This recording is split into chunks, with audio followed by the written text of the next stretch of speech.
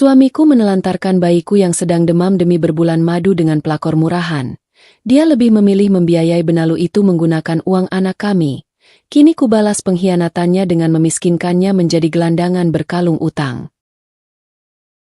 Namaku Arini Pramesti, dan pada usia 32 tahun, aku adalah seorang partner senior di salah satu firma konsultan hukum finansial paling elit di Jakarta. Di atas kertas dan di meja dewan direksi, aku adalah predator berdarah dingin yang membedah portofolio bodong dan merestrukturisasi perusahaan-perusahaan bangkrut.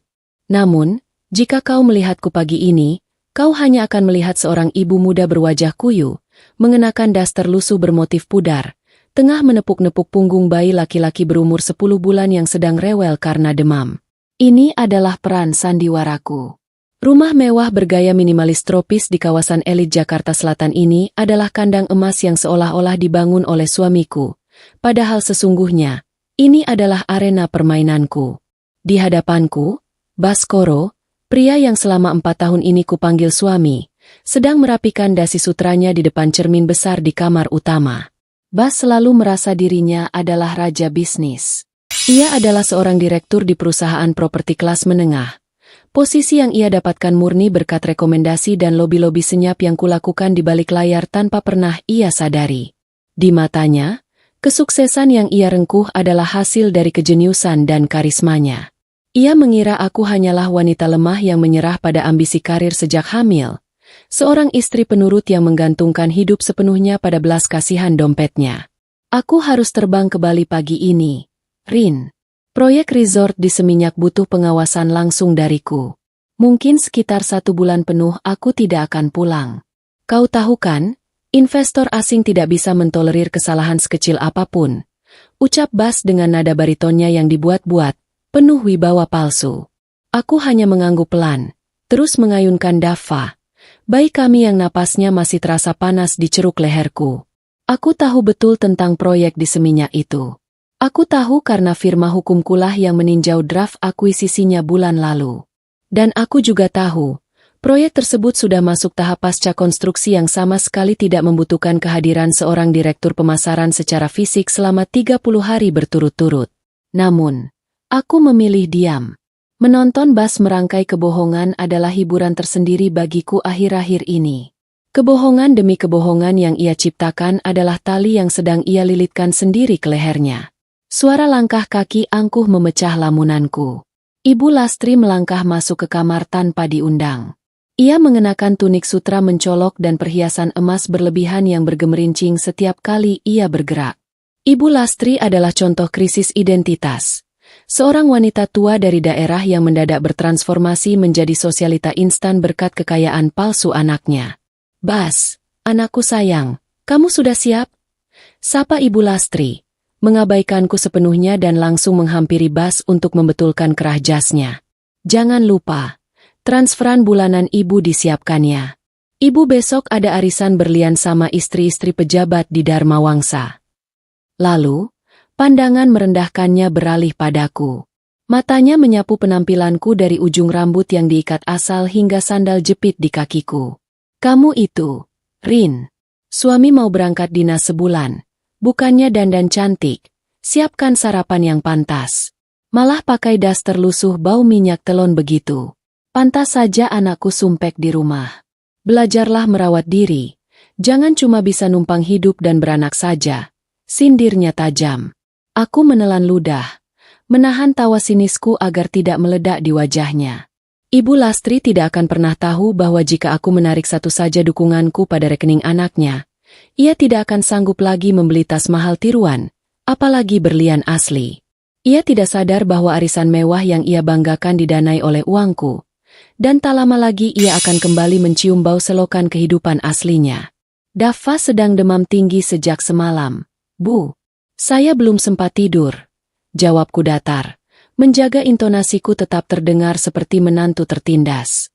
Alah, anak kecil demam itu biasa. Jangan didramatisir untuk menahan suami bekerja mencari nafkah. Potong Ibu Lastri cepat tanpa belas kasihan. Bas mengambil koper kulit mahalnya. Ia mengeluarkan dompet dan meletakkan 5 lembar uang 100 ribuan di atas nakas. 500 ribu rupiah. Sebuah nominal yang bahkan tidak cukup untuk membayar biaya konsultasi awal dokter spesialis anak di rumah sakit elit langganan kami. Ini untuk pegangan sementara. Aku akan sangat sibuk, jadi jangan terlalu sering menelepon. Urus Dava baik-baik. Jadilah istri yang berguna, Arini. Titah Bas sebelum mencium keningku dengan dingin. Sebuah stempel perpisahan hambar.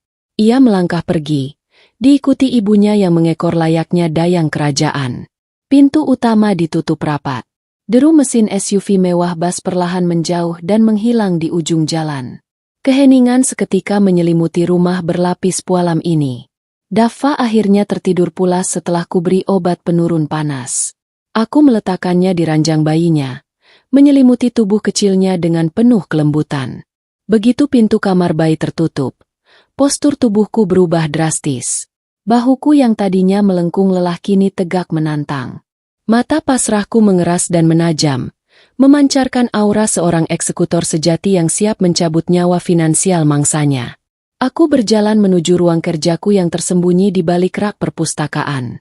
Di ruangan kedap suara ini, layar monitor ganda langsung menyala, menampilkan deretan angka, pergerakan saham, dan sistem pemantauan perbankan tingkat tinggi. Aku menatap sekeliling ruang kerjaku. Lantai kayu oak solid, perabotan impor dari Italia, dan jendela kaca berukuran raksasa.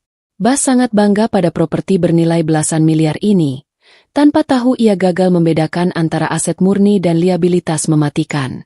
Aku tidak butuh firasat seorang istri murahan untuk mengetahui suamiku berselingkuh. Aku memiliki akses mutlak ke seluruh aliran dananya. Seorang pengacara finansial tidak pernah bergerak berdasarkan tangisan cemburu buta. Kami bergerak berdasarkan data dan jejak digital dari proses audit forensik mandiri. Kursor bergerak cepat. Aku membuka sistem integrasi perbankan yang diam-diam kutanamkan di ponsel Bas. Sebuah notifikasi langsung berkedip merah terang di layar. Transaksi berhasil. Auto debit kartu kredit Platinum. 35 juta rupiah. 35 juta rupiah. Dana itu baru saja disedot untuk melunasi tiket pesawat first class tujuan Denpasar, lengkap dengan reservasi presidential suite di resort ultra mewah di kawasan Nusa Dua. Nama penumpang kedua tertera menohok di layar monitorku, Fiona Rosalina. Fiona. Latar belakangnya sudah kuprofiling secara mendalam sejak mutasi ganjil pertama muncul bulan lalu. Ia adalah agen asuransi junior yang terobsesi menjadi influencer gaya hidup mewah. Gadis muda yang rela melakukan apa saja demi menghindari kerja keras sesungguhnya. Ia representasi paling sempurna dari seorang pelakor murahan dan parasit yang mencari inang kaya. Bagi benalu seperti Fiona, fakta bahwa Bas memiliki bayi yang sedang sakit hanyalah batu sandungan kecil yang harus ia singkirkan demi menduduki tahta nyonya rumah. Bas tidak sedang pergi mengurus proyek resort. Ia sedang merencanakan pelarian panjang, sebuah bulan madu terselubung yang dibiayai utang, meninggalkanku dan darah dagingnya sendiri hanya dengan selembar uang 500.000 rupiah. Aku menyandarkan punggung ke kursi kulit yang ergonomis, menyesap kopi hitam tanpa gula. Sebuah tawa dingin nyaris tak bernada lolos dari bibirku, menggema di ruang kerja yang sunyi. Kau pikir kau sangat pintar, Bas? Bisikku pada layar monitor yang menampilkan foto profil mereka yang sedang tersenyum palsu. Kau pikir kau bisa menyingkirkanku begitu saja setelah kau merasa kaya raya? Mereka melupakan satu fakta krusial yang paling mematikan. Rumah mewah yang selalu dibanggakan Bas ini, yang sertifikatnya sengaja kubiarkan tertulis atas namanya sendiri, bukanlah sebuah rumah. Sejak 3 tahun lalu, saat Bas merengek meminta suntikan modal demi menyelamatkan perusahaannya yang nyaris bangkrut, aku telah merancang jebakan. Aku menjadikan rumah ini sebagai agunan dengan klausul pinjaman korporasi berisiko tinggi yang kendali mutlaknya berada di tanganku. Rumah ini adalah murni aset beracun. Sebuah bom waktu finansial yang detonatornya kini berada tepat di bawah telunjuk kiriku. Selama ini aku membiarkan Bas hidup nyaman dalam ilusi kebesarannya. Aku membiarkan Ibu Lastri membusungkan dada memamerkan kemewahan fana pada teman-teman arisannya. Aku menelan setiap hinaan mereka dalam diam, karena setiap cemoohan rendahan itu adalah tambahan batu bata kuat untuk membangun penjara utang mereka sendiri. Baskoro mengira ia telah meninggalkan seorang istri yang lemah dan bodoh. Pria narsis itu tidak tahu bahwa begitu langkah kakinya melewati pagar rumah ini pagi tadi, ia baru saja menandatangani surat kematian finansialnya. Bulan madumu di Bali akan menjadi perjalanan mewah terakhirmu, suamiku. Setelah kau pulang, kau tidak akan pernah lagi menemukan istana Pualam ini. Kau hanya akan menemukan kehancuran total, dan aku akan memastikan kalian semua terlempar keluar sebagai gelandangan paling hina. Bidikan telah dikunci. Malam larut. Merayap perlahan menyelimuti rumah mewah berlapis Pualam ini dengan keheningan yang mencekam. Di kamar sebelah, Daffa akhirnya terlelap. Napasnya masih sedikit berat, menyisakan residu demam yang perlahan mereda berkat obat yang kuberikan beberapa jam lalu. Aku berdiri di ambang pintu kamarnya sejenak, memandangi wajah damai darah dagingku. Tangan kecilnya menggenggam selimut erat, seolah mencari perlindungan. Rasa hangat keibuan di dadaku seketika membeku, tergantikan oleh lapisan es yang tebal dan tajam saat aku membalikkan badan menuju ruang kerjaku. Di balik pintu rak perpustakaan yang tersamar, aku kembali duduk di kursi kebesaranku. Cahaya kebiruan dari 6 layar monitor raksasa memantul di wajahku, menyoroti mataku yang kini tak lagi memancarkan kelelahan seorang istri berbalut daster lusuh, melainkan ketajaman mematikan seorang partner firma hukum finansial tingkat atas. Kopi hitam di cangkirku sudah mendingin, sepahit realitas yang sedang kukuliti malam ini. Jari jemariku menari dengan presisi mematikan di atas keyboard mekanikal. Bunyi ketikannya terdengar seperti detak jarum jam yang menghitung mundur menuju titik kehancuran Baskoro. Aku tidak menangis. Menangis adalah kemewahan bagi mereka yang tidak punya kuasa. Bagiku, pengkhianatan tidak dibalas dengan air mata atau teriakan histeris, melainkan dengan audit forensik yang tanpa ampun. Sistem perbankan terintegrasi yang diam-diam kupasang di gawai dan laptop Bas terbuka lebar di hadapanku. Pria arogan itu mengira mengganti kata sandi secara berkala sudah cukup untuk menyembunyikan kebusukannya. Ia lupa, atau mungkin terlalu bodoh untuk menyadari, bahwa seluruh infrastruktur cyber di rumah ini, termasuk jaringan VPN pribadinya, dibangun dan dikendalikan oleh firma IT langgananku. Ia hanyalah tikus kecil di dalam labirinku. Aku mulai membedah portofolio keuangannya. Lapis demi lapis kebohongan finansialnya terburai dengan rapi. Aku menemukan berbagai transaksi menjijikan dalam kurun waktu 6 bulan terakhir.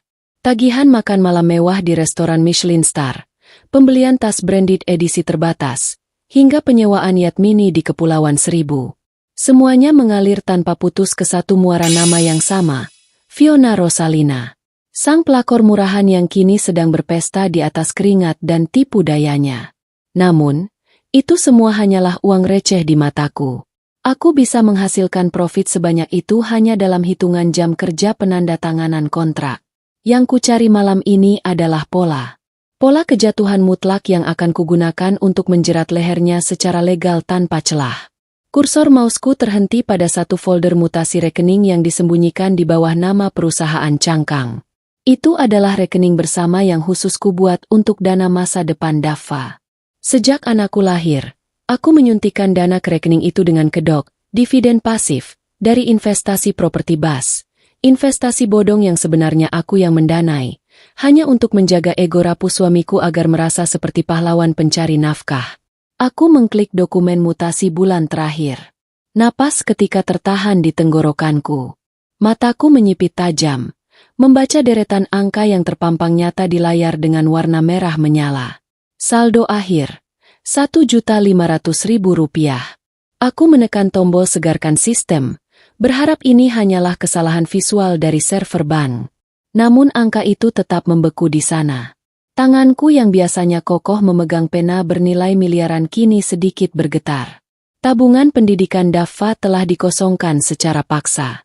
Sehari sebelum ia membuangku pagi ini untuk dinas ke Bali, Bas melakukan penarikan tunai dan transfer berantai secara membabi buta. Nominal total yang raib dari rekening masa depan darah dagingnya sendiri adalah Rp450 juta. Rp450 juta. Uang yang kurancang secara presisi untuk memastikan Daffa masuk ke sekolah internasional terbaik, uang yang seharusnya menjadi benteng masa depannya, telah dirampok oleh ayah kandungnya sendiri tanpa sisa. Darahku mendidih. Ini bukan lagi sekadar perselingkuhan murahan. Ini adalah kejahatan moral yang paling hina. Menelantarkan bayi yang sedang menggigil demam hanya dengan Rp500.000 di atas nakas. Sementara ia menguras ratusan juta hak anak itu tanpa ragu. Kemana perginya uang itu? Pikirku, mematikan segala emosi dan menggantinya dengan algoritma balas dendam. Insting eksekutor di nadiku mengambil kendali penuh. Aku melacak jejak digital transfer berantai tersebut. Bas cukup licik dengan memecah nominal itu ke 3 rekening berbeda sebelum akhirnya disatukan kembali di sebuah rekening bank swasta. Namun, di mataku, jejak itu seterang lampu sorot di malam gelap. Penerima akhir dana tersebut adalah PT Mahligai Abadi, sebuah vendor wedding organizer kelas atas yang berbasis di Bali. Aku langsung meretas sistem pemesanan vendor tersebut. Sebuah proses sepele dengan sedikit bantuan otorisasi dari jaringan firma hukumku. Hanya butuh waktu 12 menit hingga salinan kontrak digital itu muncul dan menampar mataku di layar. Klien, Baskoro Aviona. Layanan, paket resepsi pernikahan eksklusif pesta privat di Cliffside Villa, Uluwatu. Status, down payment 80% lunas, Rp450 juta. Skakmat. Jadi ini rancangan besarnya. Sebulan di Bali bukan untuk mengawasi proyek resort, melainkan untuk melangsungkan pernikahan siri dan resepsi megah. Memuja benalu muda itu di hadapan teman-teman sosialita palsunya. Mengingat senyum miring Ibu Lastri pagi tadi membuat kebencianku semakin mengkristal.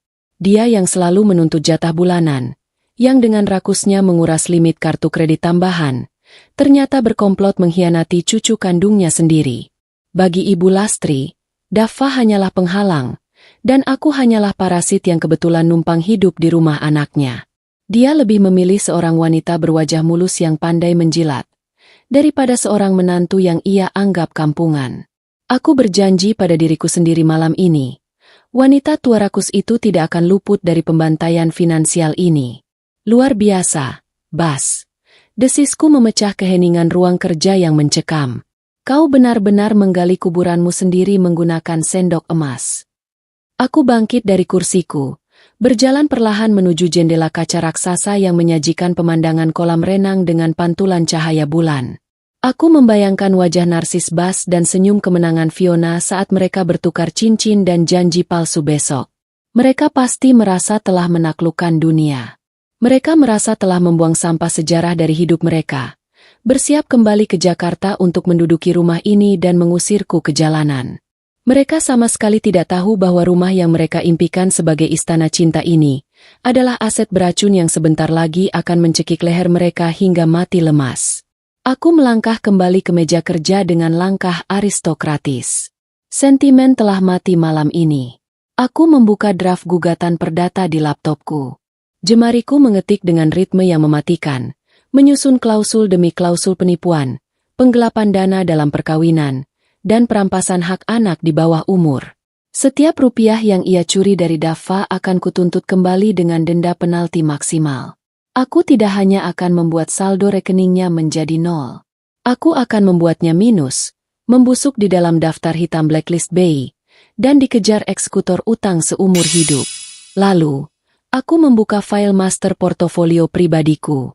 Dengan beberapa klik otorisasi, aku memulai proses likuidasi aset skala kecil, memindahkan semua sisa dana perusahaannya yang diam-diam kusubsidi ke dalam trust fund luar negeri atas nama Daffa. Perusahaan properti kebanggaannya dipastikan kolaps dan gagal bayar dalam hitungan minggu tanpa suntikan danaku.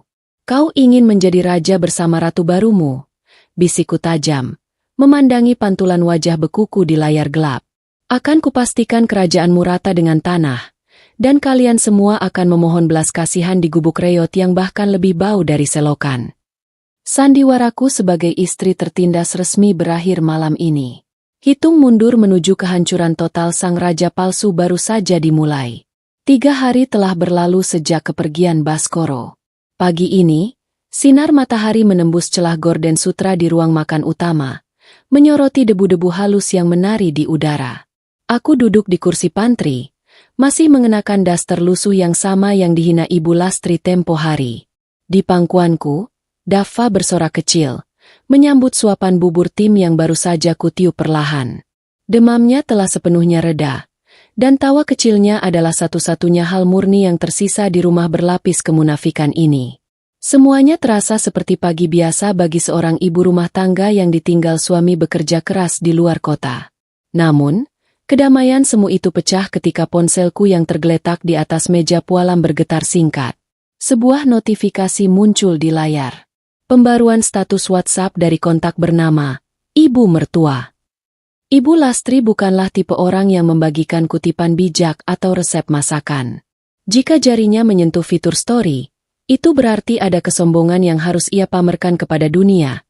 Sebuah validasi sosial yang ia butuhkan untuk menutupi rasa rendah dirinya. Dengan satu tangan masih memegang mangkuk bayi, tangan kiriku meraih ponsel dan menyentuh lingkaran hijau di profilnya.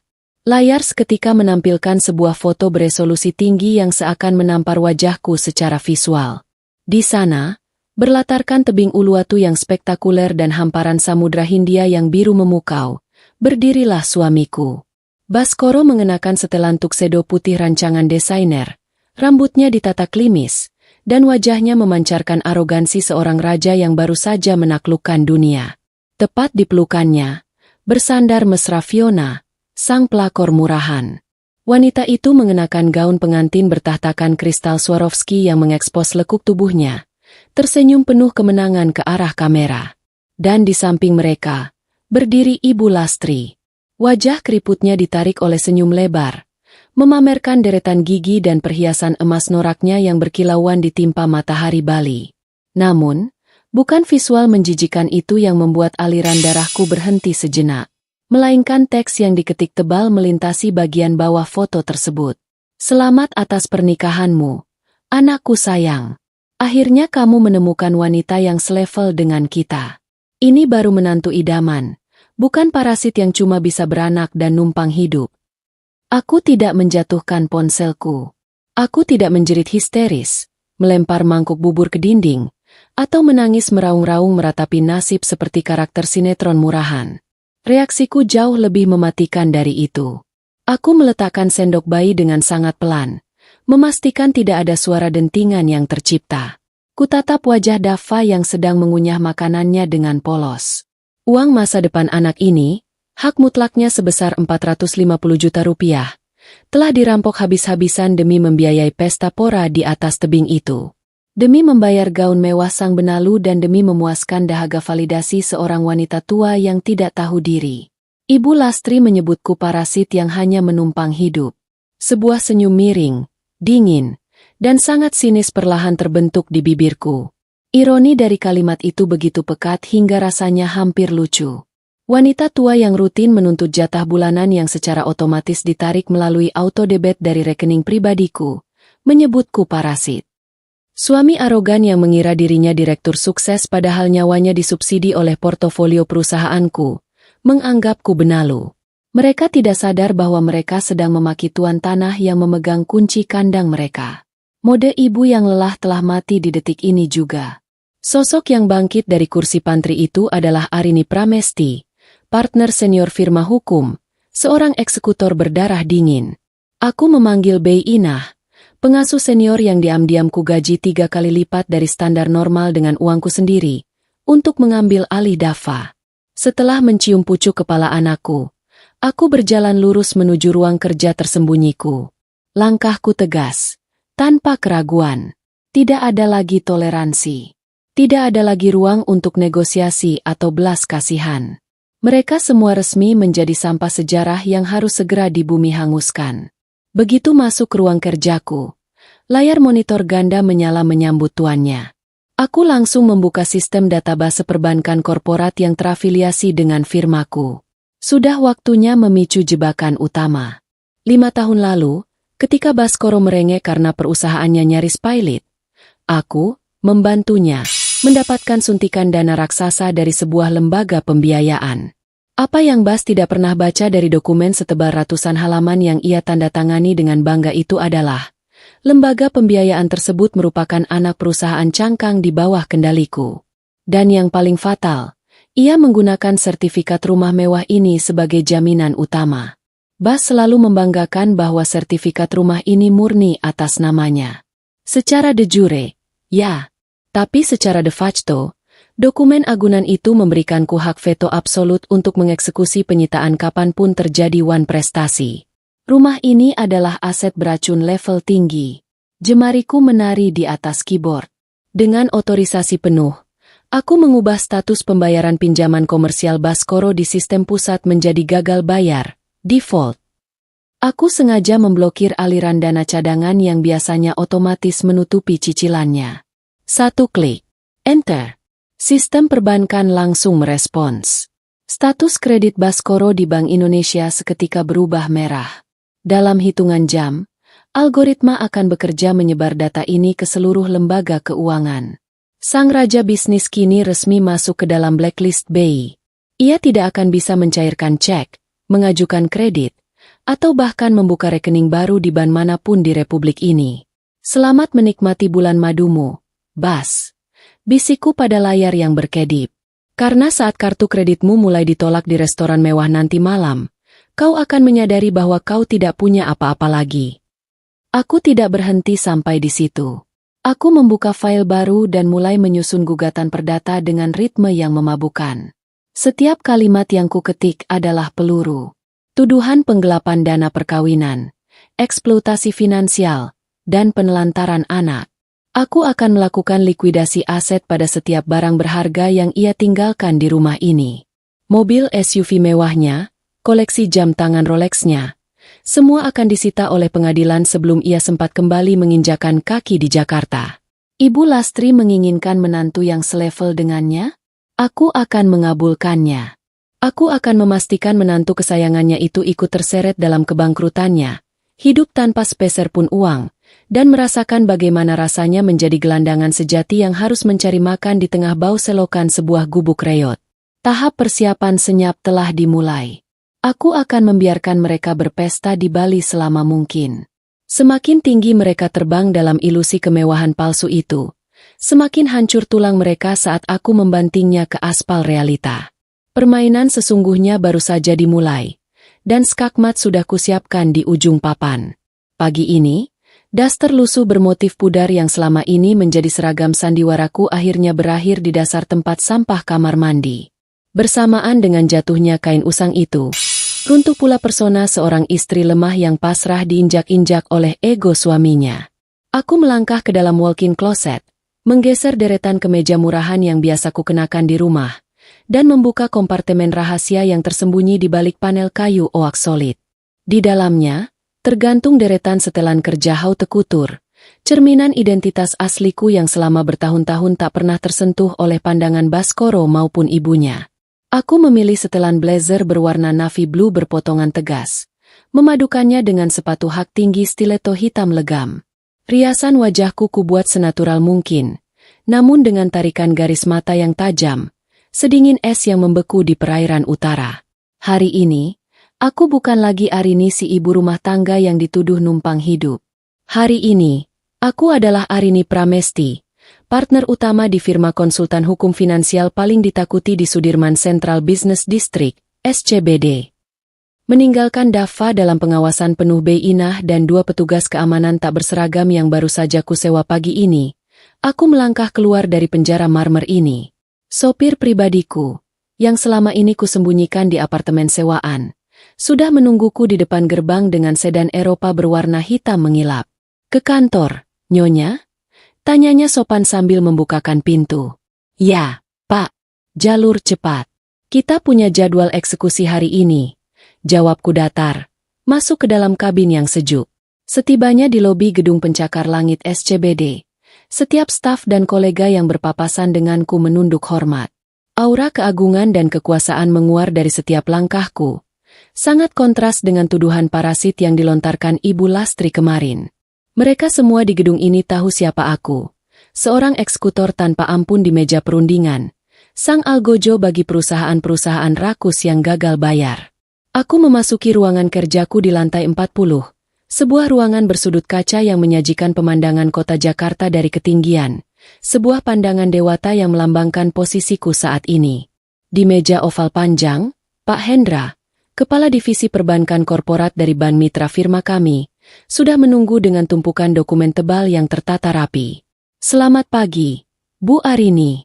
Sesuai instruksi darurat Anda semalam, seluruh berkas kredit atas nama PT Baskoro Jaya dan agunan properti pribadi atas nama Baskoro telah saya siapkan di meja Anda. Sapa Pak Hendra, suaranya dipenuhi rasa hormat yang kaku dan terukur. Aku duduk di kursi utama, menyilangkan kaki dengan anggun. Buka halaman eksekusinya, Pak Hendra. Kita tidak punya waktu untuk basa-basi. Baik, Bu. Pak Hendra membalik halaman dokumen bernilai puluhan miliar itu. Sesuai dengan draft restrukturisasi yang Anda susun 3 tahun lalu, rumah mewah yang ditempati Bapak Baskoro saat ini berstatus sebagai aset beracun. Pinjaman komersial perusahaannya dikaitkan langsung dengan agunan rumah tersebut dengan klausul silang. Karena Anda secara diam-diam memegang hak veto atas konsorsium pendanaan melalui perusahaan cangkang kita. Anda memiliki otoritas penuh untuk memanggil utang tersebut kapan saja. Aku tersenyum tipis. Sebuah senyuman kalkulatif yang hanya muncul saat mangsa sudah benar-benar terperangkap di dasar jurang. Lalu, bagaimana dengan status likuiditas perusahaannya pagi ini setelah aku menarik bantalan dananya? Setelah Anda memutus aliran dana subsidi semalam, perusahaan Bapak Baskoro resmi mengalami gagal bayar untuk cicilan jatuh tempo bulan ini. Autodebit dari rekening operasional perusahaannya ditolak secara otomatis oleh sistem karena saldo tidak mencukupi untuk menutup bunga pinjaman. Sempurna, desisku pelan, mengusap pinggiran dokumen itu. Eksekusi Wan prestasinya sekarang. Ubah statusnya di sistem Bank Indonesia menjadi blacklist BI-Ko 5, kredit macet. Pastikan namanya masuk ke dalam daftar hitam nasional sebelum jam makan siang berbunyi. Pak Hendra mengangguk cepat. Tangannya langsung bekerja mengetikkan perintah tingkat tinggi di tabletnya. Dilaksanakan, Bu. Dalam hitungan jam, seluruh akses kredit, kartu kredit, dan fasilitas perbankan atas nama Baskoro akan dibekukan oleh sistem perbankan pusat. Sambil mendengarkan ketikan cepat Pak Hendra, pikiranku melayang melintasi lautan menuju Pulau Dewata. Aku membayangkan Baskoro yang mungkin sedang berjemur dengan angkuh di pinggir kolam renang villa mewahnya, memesan sebotol champagne seharga puluhan juta untuk merayakan kemenangannya bersama si pelakor murahan. Wanita benalu itu pasti sedang sibuk mengunggah foto-foto kemewahan palsunya ke media sosial, merasa dirinya telah menduduki puncak rantai makanan sebagai ratu sejagat. Dan Ibu Lastri? Wanita tua yang selalu memandangku dengan sebelah mata itu pasti sedang berbelanja perhiasan atau souvenir mahal, mengira portofolio kekayaan anaknya seperti sumur yang tidak akan pernah kering. Ia mengira harta itu adalah hak mutlak darah dagingnya, dan aku hanyalah sampah sejarah yang mudah disapu ke bawah karpet begitu saja. Mereka tidak sadar bahwa pada detik ini juga, di lantai 40 gedung pencakar langit ini, aku baru saja memotong urat nadi kehidupan mereka hingga putus tak tersisa. Pak Hendra, pastikan juga proses likuidasi aset atas kendaraan mewah yang ia tinggalkan di garasi segera diajukan ke pengadilan sebagai bagian dari sita jaminan.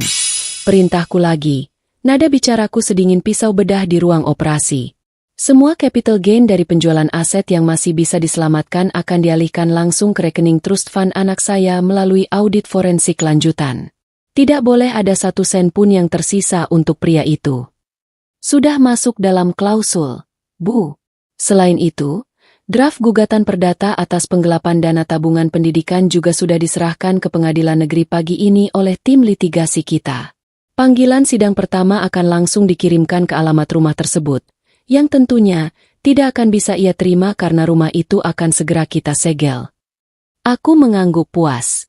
Sebuah harmoni kehancuran yang dirancang dengan sangat presisi. Hukum adalah senjata yang jauh lebih mematikan daripada luapan emosi rendahan. Baskoro terlalu sombong dan bodoh untuk memahami bahwa setiap tanda tangan yang ia goreskan di atas materai selama 3 tahun terakhir adalah tali gantung yang kuanyam perlahan untuk melilit lehernya sendiri. Terima kasih, Pak Hendra. Anda boleh kembali ke divisi Anda. Persiapkan tim notaris dan jurusita dari pengadilan untuk besok malam. Kita akan melakukan kunjungan khusus ke rumah itu. Kunjungan malam hari, Bu? Pak Hendra tampak sedikit terkejut, namun segera menyembunyikannya di balik sikap profesionalnya. Baik, Akan saya siapkan. Setelah Pak Hendra meninggalkan ruangan, aku memutar kursiku, menghadap ke arah jendela kaca raksasa. Hamparan gedung-gedung Jakarta tampak seperti bidak catur yang tak berdaya di bawah sana. Baskoro, kau memanggilku parasit. Kau dan ibumu menertawakanku, merendahkanku seolah aku hanyalah kotoran yang menempel di telapak sepatumu. Kau berani mencuri uang darah dagingmu sendiri demi memberi makan pelakor murahan yang tak lebih berharga dari debu jalanan.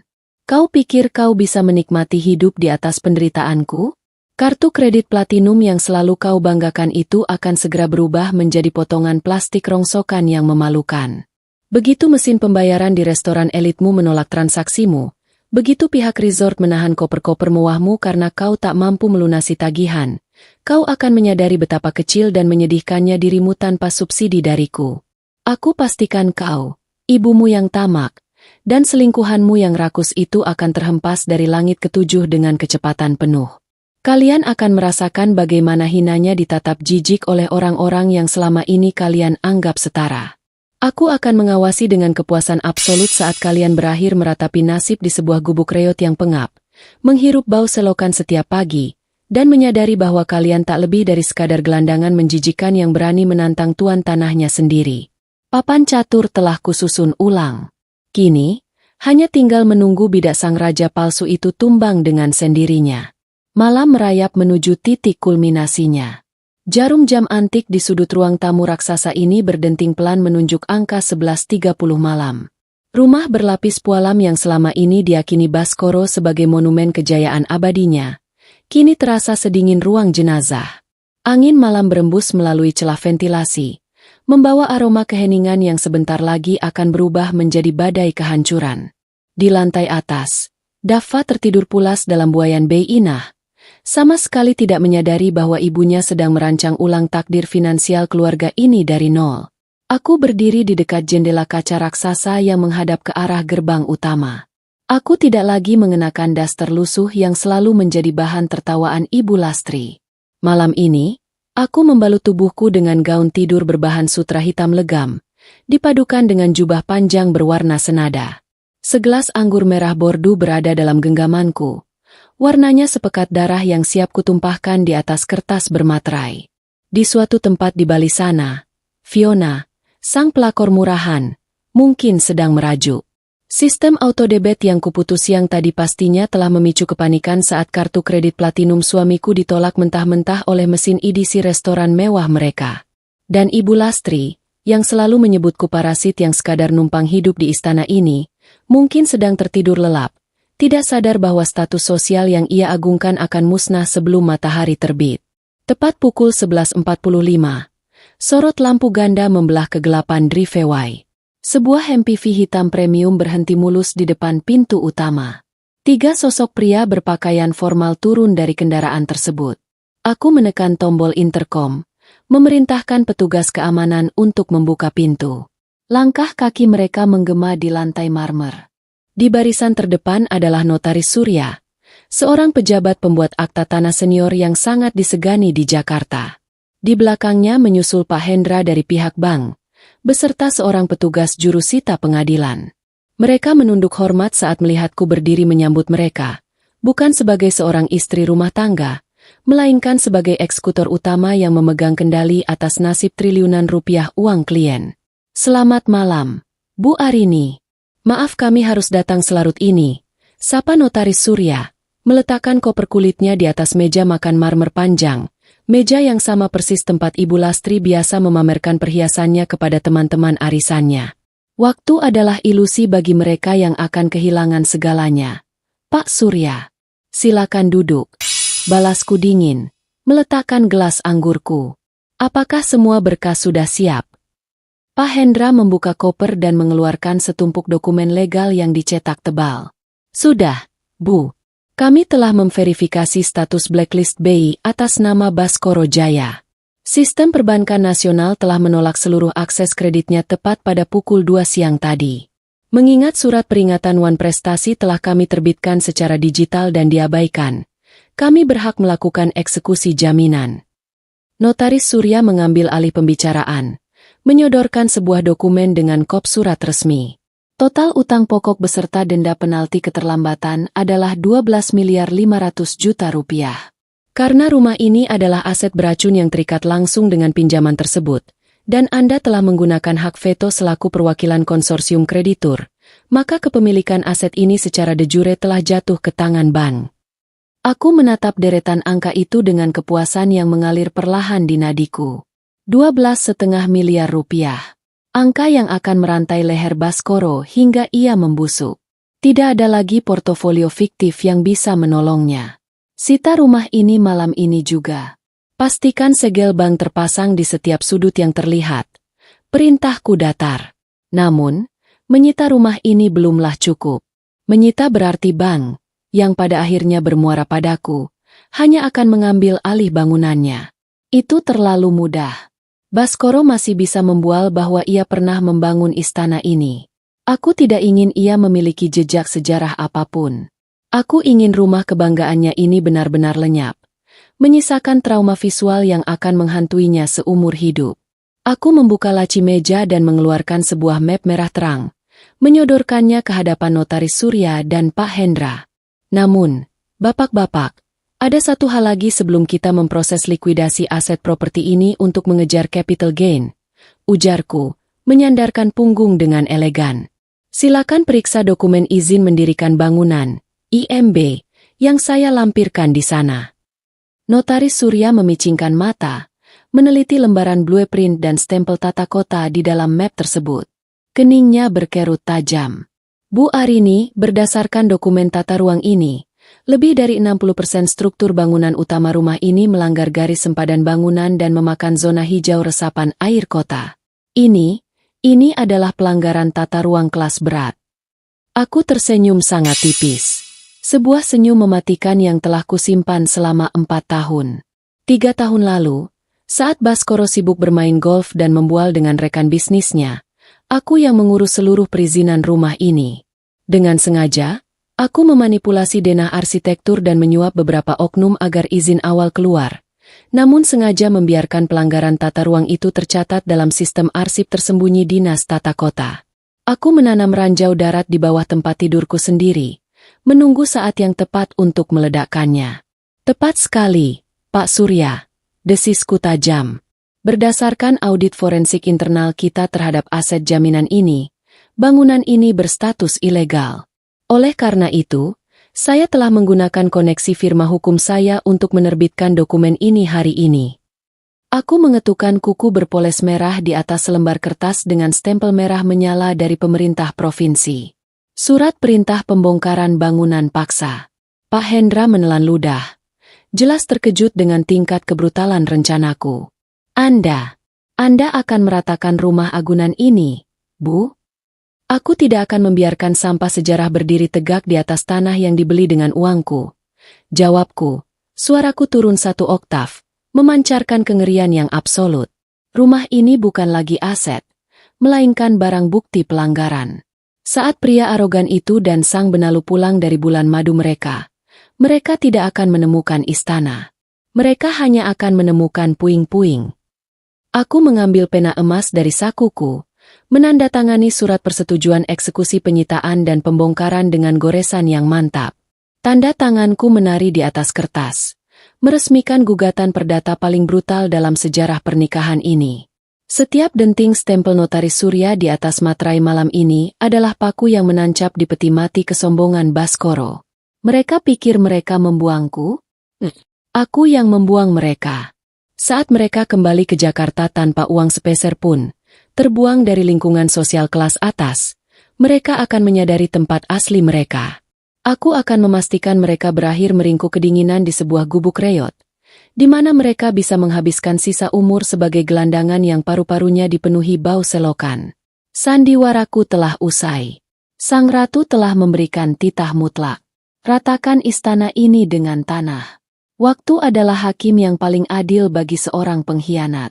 Hampir 30 hari berlalu sejak Baskoro melangkah keluar dari rumah ini dengan dada membusung, mengira ia telah membodohi dunia. Di Bali sana, ia berpesta pora di atas tumpukan utang yang tak ia sadari, sementara di Jakarta, aku telah merajut tali gantungannya dengan sangat presisi dan tanpa ampun. Sore ini, langit Jakarta berwarna jingga keabuan. Aku berdiri di tengah ruang tamu utama yang kini terasa sangat berbeda. Tidak ada lagi kehangatan. Tidak ada lagi barang-barang bernilai seni tinggi yang dulu kubeli dari balai lelang Eropa. Semua lukisan mahal, vas kristal Bohemia, dan perabotan customade milikku telah diangkut oleh tim logistik profesional ke penthouse baru yang telah kusiapkan. Ponsel di genggamanku bergetar panjang. Sebuah pesan masuk dari Baskoro. Kemasi barang-barangmu, Arini. Besok siang aku pulang membawa nyonya rumah yang sesungguhnya. Jangan harap kau bisa numpang hidup lagi di istanaku. Bawa daster lusuh kebanggaanmu dan anak itu. Keluar dari propertiku sebelum jam 12 siang.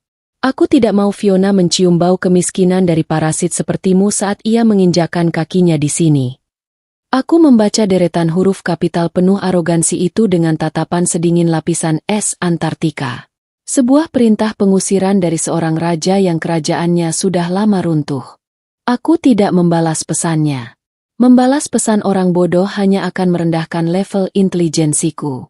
Baskoro, pria narsis itu, benar-benar mengira dirinya masih memiliki kuasa absolut atas duniaku. Ia mengusirku dari rumah yang sertifikatnya secara de jure telah beralih tangan ke pihak Ban karena Wan Prestasi. Ia membanggakan Fiona, sang pelakor murahan itu, sebagai nyonya rumah, tanpa tahu bahwa tahta yang dijanjikannya hanyalah fata morgana di atas tumpukan aset beracun. Aku melangkah perlahan mengelilingi lantai pualam yang kini kosong melompong. Suara ketukan stiletoku menggema memantul di dinding-dinding sepi. Aku memegang iPad Pro di tangan kiriku, melakukan finalisasi audit forensik tahap akhir pada seluruh sistem keuangan yang terhubung dengan alamat ini. Aku harus memastikan tidak ada satu celah pun yang tersisa. Jemariku bergerak cepat di atas layar sentuh. Aku memindahkan seluruh sisa portofolio saham yang diam-diam kusubsidi ke perusahaan cangkangnya langsung ke dalam trust fund luar negeri atas nama anakku, Daffa. Proses likuidasi aset tunai ini berjalan tanpa hambatan karena aku secara legal memegang hak veto atas semua rekening escrow perusahaannya. Aku memastikan tidak ada satu sen pun capital gain yang tersisa untuknya. Baskoro kini resmi memiliki saldo 0 rupiah. Lebih dari itu, aku mengakses sistem internet banking untuk rumah mewah ini. Dengan satu klik yang mematikan, aku membatalkan seluruh perintah auto debit untuk pembayaran listrik, air, internet, asuransi properti, hingga tagihan keamanan klaster. Biar saja besok rumah ini gelap gulita dan mati kelaparan jika alat berat belum sempat merobohkannya. Biarkan sang benalu Fiona dan mertuaku yang gila harta itu merasakan panasnya Jakarta tanpa AC sentral yang selama ini selalu kunyalakan dengan tetesan keringatku. Aku berhenti di depan cermin besar yang sengaja kutinggalkan di lorong utama. Pantulan diriku tidak lagi menunjukkan sosok istri berwajah kuyu yang kurang tidur. Aku mengenakan gaun midi berwarna marun gelap dari desainer ternama, memancarkan aura seorang eksekutor yang telah menyelesaikan tugasnya dengan sangat sempurna. Di sudut mataku, bayangan Ibu Lastri seolah melintas menembus cermin. Wanita tua bangka itu pasti sedang tertawa penuh kemenangan di balik sana, mengira rencananya menyingkirkanku telah berhasil. Ia pasti sudah membayangkan bagaimana esok hari ia akan memamerkan video pengusiranku di media sosialnya. Ia akan menjadikanku tontonan gratis bagi ibu-ibu arisannya yang bermulut tajam. Sayangnya, tontonan esok hari akan memiliki sutradara yang berbeda. Baskoro, Ibu Lastri, Fiona. Gumamku pelan, mengabsen nama-nama mereka bak daftar pesakitan yang siap dieksekusi mati di tiang gantungan. Kalian mengusirku hari ini, agar kalian bisa hidup mewah besok. Namun kalian lupa bahwa sistem perbankan nasional telah mencatat nama kalian di daftar terhitam. Ya, status blacklist BI Call 5. Status fatal yang akan membuat mereka ditolak bahkan untuk sekadar mencicil sebuah sepeda motor bekas murahan. Semua berkas gugatan perdata atas nama Baskoro telah kuserahkan kepada tim pengacaraku untuk diserahkan besok tepat di tengah kekacauan. Aku menuntut ganti rugi imaterial dan pengembalian utuh dana tabungan pendidikan Daffa dengan denda penalti maksimum. Tuntutan ini secara otomatis akan mengikat seluruh sisa aset, gaji, dan pendapatan Baskoro seumur hidupnya, menyisakan hanya uang receh agar ia tidak mati kelaparan di jalanan. Aku merotasi leherku, merasakan sedikit ketegangan yang luruh bersamaan dengan selesainya semua persiapan. Rumah ini kini hanyalah sebuah cangkang kosong yang tak bernyawa. Sebuah ilusi arsitektur yang siap dirobohkan. Tidak ada lagi kebanggaan di sini. Hanya tinggal menunggu hitungan jam hingga tempat ini berubah menjadi sampah sejarah yang berserakan di bawah roda-roda baja ekskavator. Bei Inah berjalan menghampiriku dari arah kamar bayi. Ia telah menggendong Dava yang tampak ceria dengan setelan pakaian hangatnya, diiringi 2 koper besar berisi pakaian dan perlengkapan anakku yang tersisa. Semua sudah masuk ke dalam bagasi mobil, Nyonya Arini. Lapor Bei Inah dengan nada hormat yang tak pernah luntur. Ia adalah satu dari sedikit orang di rumah ini yang tahu siapa aku sebenarnya. Bagus. Bei, bawa Dava ke penthouse. Malam ini kita tidur di tempat yang bebas dari hama. Jawabku sambil tersenyum tipis ke arah anakku. Aku mengelus pipi gembul Dava dengan penuh kelembutan. Mari kita pergi, sayang. Tempat ini terlalu kotor untuk menampung masa depanmu. Aku melangkah keluar dari pintu utama berlapis kayu jati itu, disambut oleh udara malam Jakarta yang mulai mendingin. Di luar pagar besi tinggi, Pak Hendra dari pihak bank dan perwakilan tim pembongkaran sudah bersiaga di dalam mobil van hitam mereka, menunggu instruksiku untuk mengambil alih area ini lewat tengah malam nanti. Aku menyerahkan set kunci master rumah ini kepada Komandan Regu Keamanan Bank yang kini mengambil alih otoritas fisik properti secara hukum. Kunci gerbangnya dari dalam. Segel pintunya. Jangan biarkan siapapun masuk sebelum saya tiba besok siang bersama alat berat. Instruksiku tegas dan tanpa kompromi. Siap, Bu Arini. Semua sesuai protokol penyitaan. Jawab komandan bertubuh tegap itu seraya menerima kunci. Aku masuk ke dalam kabin sedan Eropa yang telah menungguku. Saat mesin mobil menyala dan mulai bergerak perlahan menjauhi kawasan elit tersebut, aku menatap kaca spion. Bayangan rumah mewah itu perlahan mengecil dan tertelan kegelapan malam. Esok siang, saat Baskoro membawa rombongan pelakor dan ibunya tiba di depan gerbang itu dengan koper-koper mahal hasil utangan, mereka akan menyadari betapa kejamnya realitas menampar wajah mereka. Mereka tidak akan disambut layaknya bangsawan yang masuk ke istana. Mereka akan diusir oleh aparat negara, melihat secara langsung bangunan kebanggaan mereka dikoyak alat berat, dan menyadari bahwa takdir mereka selanjutnya adalah meringkuk di sebuah gubuk reot yang sempit di pinggiran kota. Mereka akan berevolusi menjadi gelandangan yang paru-parunya diisi oleh bau selokan yang busuk, meratapi kebodohan mereka seumur hidup karena telah berani mengkhianati dan membangunkan monster tidur dalam diri Arini Pramesti. Malam ini adalah malam terakhir sang raja palsu tertidur nyenyak. Besok siang, aku akan menghancurkan kerajaannya tepat di depan hidungnya sendiri. Matahari Jakarta bersinar dengan terik yang memanggang aspal, seolah semesta ikut memanaskan panggung sandiwara terakhir yang telah kusiapkan dengan sangat presisi. Aku duduk dengan tenang di bangku belakang sedan Eropa hitam legam yang diparkir tepat di seberang jalan dari gerbang klaster perumahan elit tersebut.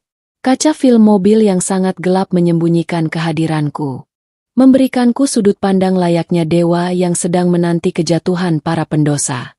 Di tanganku, sebuah iPad Pro menampilkan hasil akhir dari audit forensik yang telah kuselesaikan tadi malam.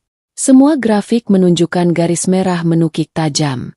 Portofolio palsu Baskoro telah rata dengan tanah secara digital.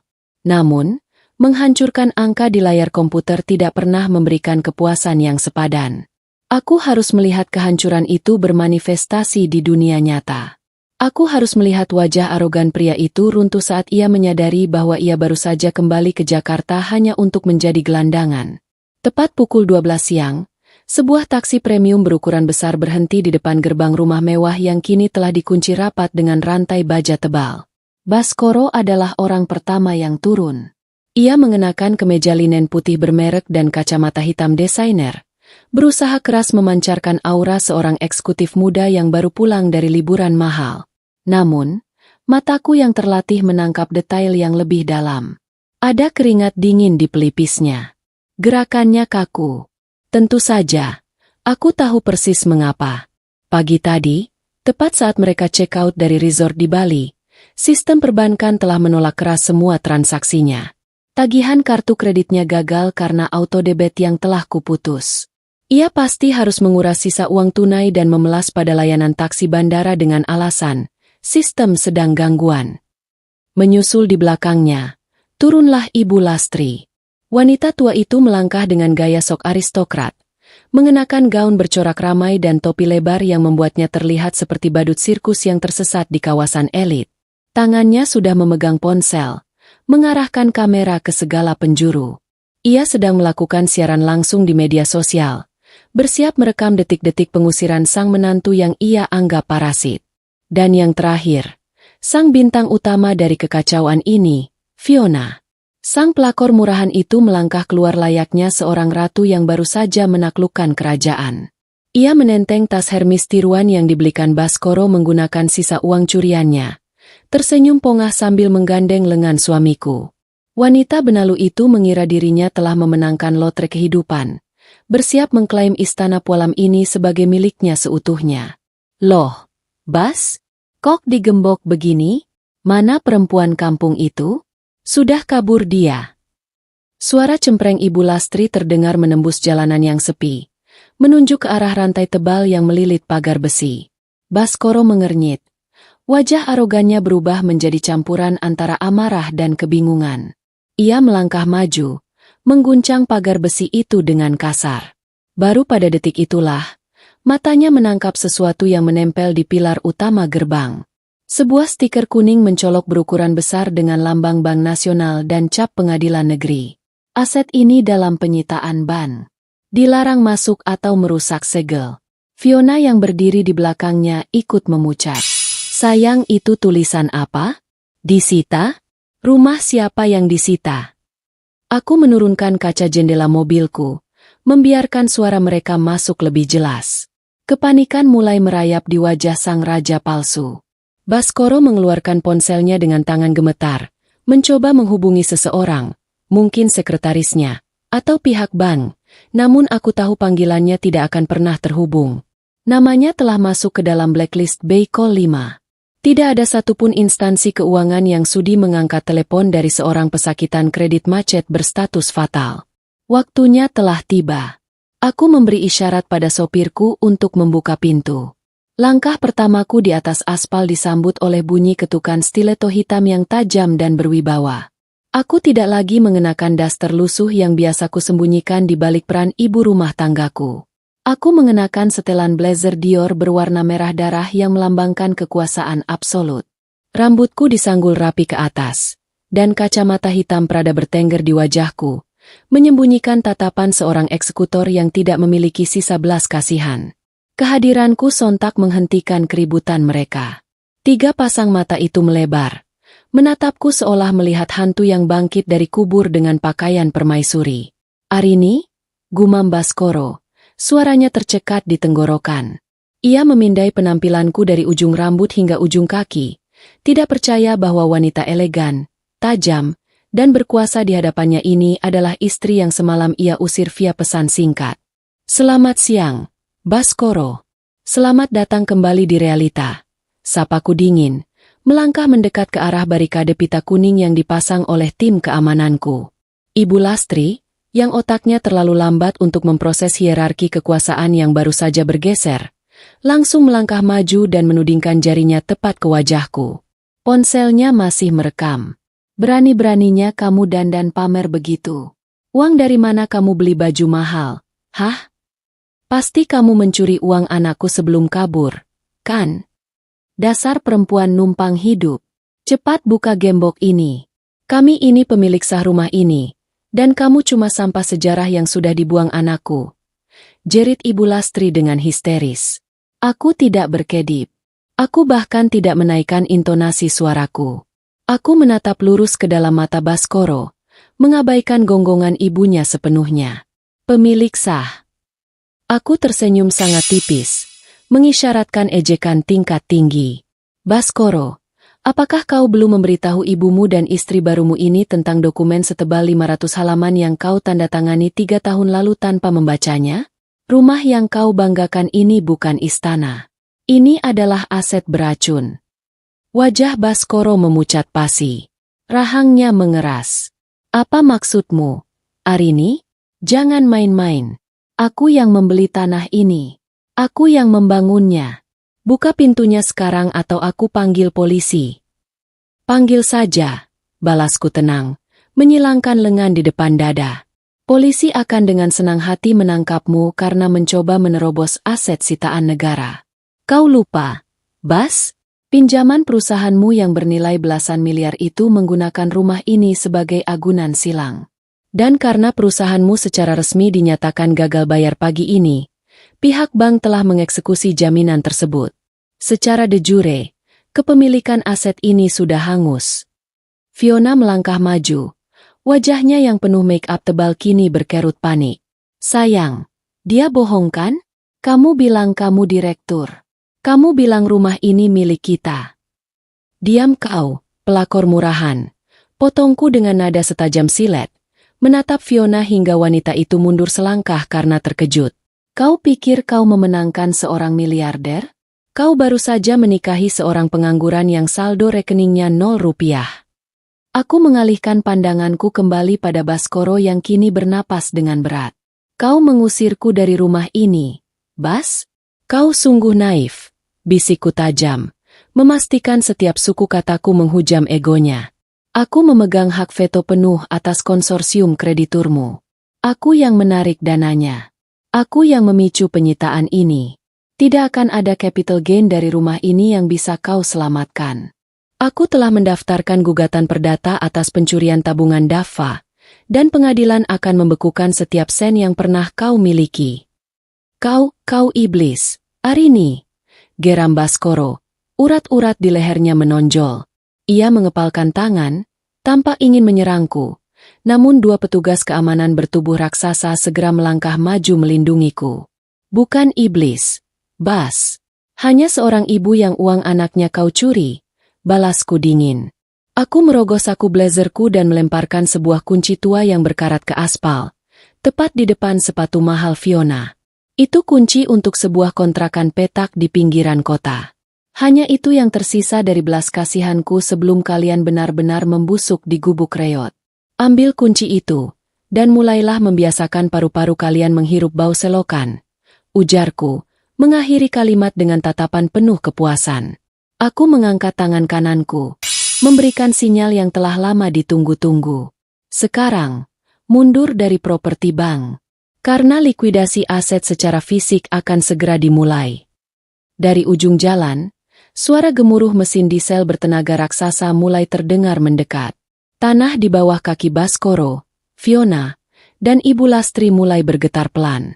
Mata mereka terbelalak ngeri saat melihat 2 unit ekskavator berwarna kuning cerah merangsek maju, mengarahkan moncong besinya tepat ke arah rumah mewah yang tak lagi memiliki tuan tersebut. Sang raja palsu kini resmi berdiri di jalanan, tak memiliki apa-apa selain pakaian yang menempel di tubuhnya, menatap kerajaannya yang sebentar lagi akan rata dengan tanah. Deru mesin diesel bertenaga ribuan kuda itu menggetarkan aspal tempat kami berpijak. 2 unit ekskavator raksasa berwarna kuning cerah merayap maju dengan roda rantai bajanya, membelah kesunyian kawasan elit ini layaknya monster pemakan logam. Di sisiku, para petugas jurusita dari pengadilan dan aparat kepolisian telah membentuk barikade pengamanan yang ketat, memastikan tidak ada satupun serangga pengganggu yang bisa menghentikan proses eksekusi fisik ini. Aku berdiri tegak di balik kacamata hitam Pradaku, menyilangkan tangan di depan dada dengan keanggunan seorang eksekutor kelas atas yang sedang mengawasi jalannya eksekusi mati. Bayangan ibu rumah tangga lemah berbalut daster lusuh telah raib selamanya, terkubur di bawah aspal bersama ilusi keluarga bahagia yang selama ini kubangun dengan kesabaran mematikan. Di seberang pita kuning pengaman, kepanikan seketika meledak menjadi histeria massal yang memalukan. Ibu Lastri, wanita tua bangka yang selalu menuduhku numpang hidup, kini menjerit sejadi-jadinya. Topi pantai lebarnya terlepas dan jatuh ke selokan, memperlihatkan rambut sasaknya yang berantakan tertiup angin dari kipas mesin alat berat. Ia berlari menerjang barikade, memukuli dada petugas keamanan berseragam yang menghalanginya dengan kepalan tangan keriputnya. Berhenti! Berhenti kalian orang miskin tidak tahu diri. Jangan hancurkan rumah anakku. Ini istana kami. Kalian tidak punya hak. Lolongnya, air mata dan keringat melunturkan riasan tebal di wajahnya, mengubahnya menjadi badut jalanan yang menyedihkan. Namun, Tak ada satupun yang mempedulikan gonggongan seekor anjing tanpa gigi. Ekskavator pertama terus merangsek maju, mengangkat lengan hidroliknya yang panjang menyerupai capit raksasa, mengarah tepat ke jendela kaca balkon utama, kamar tidur mewah yang dulu kugunakan bersama Baskoro. Fiona, sang pelakor murahan, memekik ngeri dengan nada oktav tinggi yang menyakitkan telinga. Tangannya yang dipenuhi perhiasan imitasi mencengkeram lengan Baskoro dengan kasar. Sayang, lakukan sesuatu. Kamu kan direktur. Suruh mereka berhenti sekarang juga. Gaun-gaun pengantinku, tas-tas mahalku. Kita mau tinggal di mana kalau rumah ini dihancurkan? Ratap sang benalu. Ego dan kesombongannya yang setinggi langit di Bali baru saja dikuliti hidup-hidup oleh tajamnya aspal realita Jakarta. Baskoro mematung. Pria narsis itu tampak seolah jiwanya baru saja ditarik paksa dari kerongkongannya. Matanya terbelalak menatap lengan baja ekskavator yang mengancam atap kebanggaannya. Ia menoleh ke arahku. Napasnya memburu cepat. Urat-urat di lehernya menonjol keras menahan ledakan amarah dan kebingungan. Arini, kau benar-benar gila. Raung Baskoro, menyentak lepas cengkeraman Fiona dan melangkah mendekat ke arah barikade. Meskipun ban menyita rumah ini, kau tidak punya hak hukum untuk menghancurkannya. Nilai properti ini puluhan miliar. Kau secara sengaja menghancurkan capital gain yang bisa kita pakai untuk melunasi utangnya. Kau bisa dipenjara karena merusak agunan. Aku memberikan isyarat kecil pada komandan petugas keamanan untuk membiarkan Baskoro mendekat hingga jarak 1 meter dari pita kuning. Jarak yang cukup baginya untuk mencium aroma parfum bacaratku. Namun tak akan pernah cukup untuk menyentuh ujung gaunku. Aku menurunkan kacamata hitamku, menatap langsung ke dalam manik matanya yang dipenuhi ketakutan absolut. Kau masih tidak mengerti cara kerja dunia yang sebenarnya, Bas? Ujarku dengan nada suara yang sedingin es di palung samudra terdalam. Tidak ada 1 sen pun capital gain untuk sebuah bangunan ilegal. Dan asal kau tahu, kau tidak punya kata, kita, lagi. Aku mengambil map merah terang dari tangan Pak Hendra, pimpinan ban yang berdiri patuh di belakangku, lalu melemparkan map itu melewati pita kuning. Berkas-berkas berstempel merah berhamburan ke atas aspal, tepat di bawah ujung sepatu desainer Baskoro. Baca itu perlahan. Bas, pahami kebodohanmu. Berdasarkan audit forensik resmi dari Dinas Tata Kota, lebih dari 60% struktur bangunan yang kau banggakan ini secara fatal melanggar garis sempadan bangunan dan memakan zona hijau resapan air. Rumah ini secara hukum menyalahi tata ruang ibu kota. Sebuah jebakan arsitektur yang sengaja kusiapkan 3 tahun lalu saat aku turun tangan mengurus IMBMU. Desisku tajam, mengunci pandangannya. Rumah ini sejak batu bata pertamanya diletakkan adalah murni aset beracun. Dan karena aku memegang hak veto penuh atas konsorsium krediturmu, aku berhak mencairkan perintah pembongkaran paksa ini tanpa perlu selembar pun persetujuanmu. Baskoro menunduk menatap dokumen di aspal itu dengan tubuh gemetar hebat. Logika dangkalnya akhirnya berhasil memproses skala kehancuran yang telah kurancang dengan kesabaran seorang pembunuh bayaran. Ia bukan hanya kehilangan rumah, ia baru saja menyadari bahwa ia tak pernah benar-benar memiliki kendali atas hidupnya sendiri. Brak! Kek!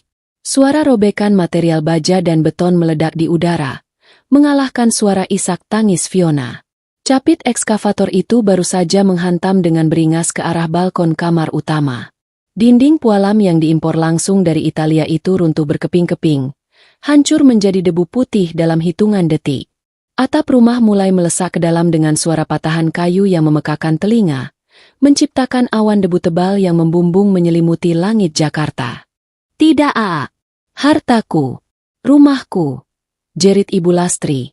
Jatuh terduduk berlutut di atas aspal yang panas. Kakinya lemas, meratapi hilangnya fondasi status sosial yang selama ini ia puja melebihi Tuhannya. Aku menatap debu kehancuran itu tanpa berkedip sedikit pun. Tidak ada satu tetes pun air mata atau rasa kasihan di hatiku. Bangunan itu dulunya adalah saksi bisu kebohongannya. Namun kini ia hanyalah sampah sejarah yang harus disingkirkan dengan paksa agar masa depan Dava bersih dari noda pengkhianatan. Proses likuidasi aset secara fisik ini tidak pernah terasa semanis dan sememuaskan ini. Lihat baik-baik tumpukan puing itu, Baskoro. Perintahku. Suaraku mengiris sisa-sisa kewarasannya di tengah gemuruh mesin. Itu adalah visualisasi nyata dari portofolio hidupmu saat ini. Runtuh, hancur berkeping-keping, dan sama sekali tak bernilai. Baskoro ambruk dengan kedua lutut menghantam aspal. Kedua tangannya meremas rambutnya yang ditata klimis, membiarkan debu bangunan mengotori kemeja putih mahalnya. Kenapa kau melakukan ini, Arini? Aku ayah dari anakmu. Bisiknya parau. Suaranya nyaris tenggelam oleh deru mesin alat berat yang terus bekerja merobohkan dinding ruang tamu. Justru karena kau ayah biologis dari anakku, Bas. Jawabku tanpa setitik pun belas kasihan. Kau berani merampas uang masa depannya hanya demi mendanai pesta poramu dengan parasit di sebelahmu itu. Pembongkaran ini hanyalah hidangan pembuka. Mulai hari ini, setiap tagihan dan autodebit dari perusahaanmu akan ditolak total. Karena namamu kini terukir sangat indah di dalam blacklist Baycol 5. Kau bahkan tidak akan bisa menyicil sebuah penanak nasi menggunakan kredit. Aku memutar tubuhku dengan elegan, bersiap kembali ke dalam kabin mobil yang sejuk. Namun, sebelum pintu tertutup, aku menoleh dan melemparkan pandangan terakhir pada tiga sosok menyedihkan yang kini tersungkur di jalanan berdebu itu. Satu hal lagi, draft gugatan perdata atas penipuan, penggelapan dalam perkawinan, dan eksploitasi finansial akan dikirimkan ke alamat barumu. Nikmati sisa hidupmu di gubuk reot yang sudah kusiapkan, Bas. Biasakan hidungmu yang mancung itu menghirup bau selokan setiap pagi, dan belajarlah menjadi gelandangan yang taat hukum. Karena kerajaan palsumu resmi berakhir detik ini. Kaca mobil otomatis tertutup rapat, mengisolasi semua suara tangisan, makian, dan lolongan penyesalan mereka dari pendengaranku. Sopirku menginjak pedal gas, melajukan kendaraan menjauhi puing-puing kemunafikan tersebut. Di belakang sana, ekskavator kedua mulai mengayunkan lengan bajanya, meratakan pilar-pilar kokoh rumah itu menjadi debu jalanan. Kepuasanku sebagai arsitek kehancuran mereka kini benar-benar paripurna. Sedan Eropa hitam yang membawaku meluncur mulus membelah jalanan aspal ibu kota, meninggalkan kepulan debu raksasa yang dulunya merupakan monumen kesombongan seorang pengkhianat. Udara di dalam kabin mobil terasa begitu sejuk dan menenangkan. Sangat kontras dengan neraka dunia yang baru saja kutinggalkan di belakang sana. Aku menyandarkan punggung pada jok kulit premium, lalu membuka tablet di pangkuanku. Layar resolusi tinggi itu menampilkan siaran langsung dari kamera drone pengawas yang sengaja kutinggalkan terbang mengudara di atas area pembongkaran. Aku tidak ingin melewatkan satu detik pun dari mahakarya ini. Sebagai seorang eksekutor yang telah merancang jebakan ini selama bertahun-tahun, melihat hasil akhir dari karyaku adalah sebuah keharusan. Melalui layar itu, aku melihat bagaimana sisa-sisa pilar pualam yang diimpor langsung dari Italia kini hancur berkeping-keping di bawah roda rantai baja ekskavator. Atap rumah melesak jatuh, menimpa lampu gantung kristal seharga ratusan juta yang selalu dipamerkan Ibu Lastri. Hancur tak bersisa. Terkubur bersama ilusi keluarga bahagia yang selama ini menopang ego rapuh suamiku. Kamera drone memperbesar tangkapan visualnya ke arah trotoar jalan. Di sana, Baskoro masih berlutut dengan kemeja desainer yang kini ternoda kotoran dan debu abu-abu. Ia terlihat seperti gelandangan yang baru saja kehilangan akal sehatnya. Tangannya meremas rambut, sementara mulutnya terbuka tanpa suara, meratapi portofolio kehidupannya yang kini benar-benar bernilai minus.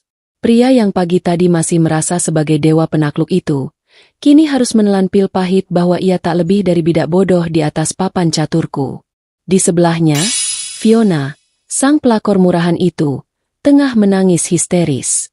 Ia memukuli lengan Baskoro, menuntut penjelasan, menuntut kemewahan yang telah dijanjikan kepadanya di altar pernikahan siri mereka di Bali. Gadis muda itu mengira ia telah menemukan inang yang sempurna untuk diisap darahnya. Namun, sang benalu tidak menyadari bahwa pohon yang ia tumpangi telah lama mati dan beracun. Ia kini terjebak dalam ikatan pernikahan dengan seorang pria bangkrut berstatus blacklist Baycol 5. Tidak akan ada lagi makan malam mewah. Tidak ada lagi tas branded. Sang parasit kini harus bersiap menghadapi kelaparan. Lalu, mataku beralih pada sosok Ibu Lastri yang tersungkur di dekat selokan. Wanita tua yang selalu memanggilku kampungan hanya karena aku memilih mengenakan daster lusuh di rumahku sendiri. Ia yang selalu menuduhku numpang hidup pada keringat anaknya, kini harus melihat dengan mata kepalanya sendiri bahwa kekayaan yang ia puja hanyalah fata morgana. Ponselku bergetar pelan. Sebuah pesan dari asisten pribadiku mengonfirmasi bahwa siaran pesan berantai yang kusiapkan telah berhasil dikirimkan ke seluruh anggota grup arisan sosialita Ibu Lastri. Pesan itu berisi salinan putusan penyitaan bank, bukti gagal bayar perusahaan Baskoro, dan tentu saja, foto ekskavator yang sedang meratakan rumahnya.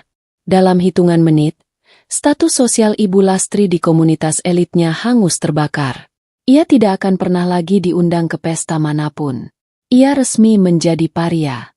Panggilan suara masuk, memecah lamunanku. Nama Pak Hendra berkedip di layar. Selamat siang, Bu Arini. Laporan eksekusi tahap akhir. Suara tegas kepala divisi perbankan itu terdengar sangat memuaskan. Bicaralah, Pak Hendra. Beri aku angka-angka yang indah. Jawabku tanpa mengalihkan pandangan dari layar tablet. Proses likuidasi aset fisik berupa 2 unit mobil mewah di garasi telah dieksekusi oleh tim lelang negara. Namun, seperti yang Anda prediksikan dari hasil audit forensik, nilai penyusutan kendaraan tersebut tidak mampu menutupi bunga penalti pinjaman.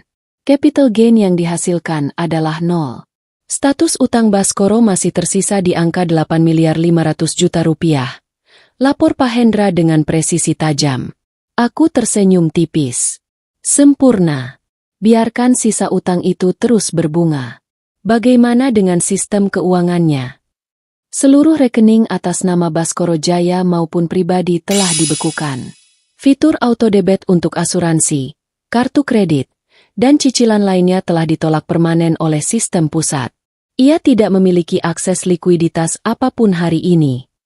Kerja bagus, Pak Hendra. Kerja bagus, Pak Hendra.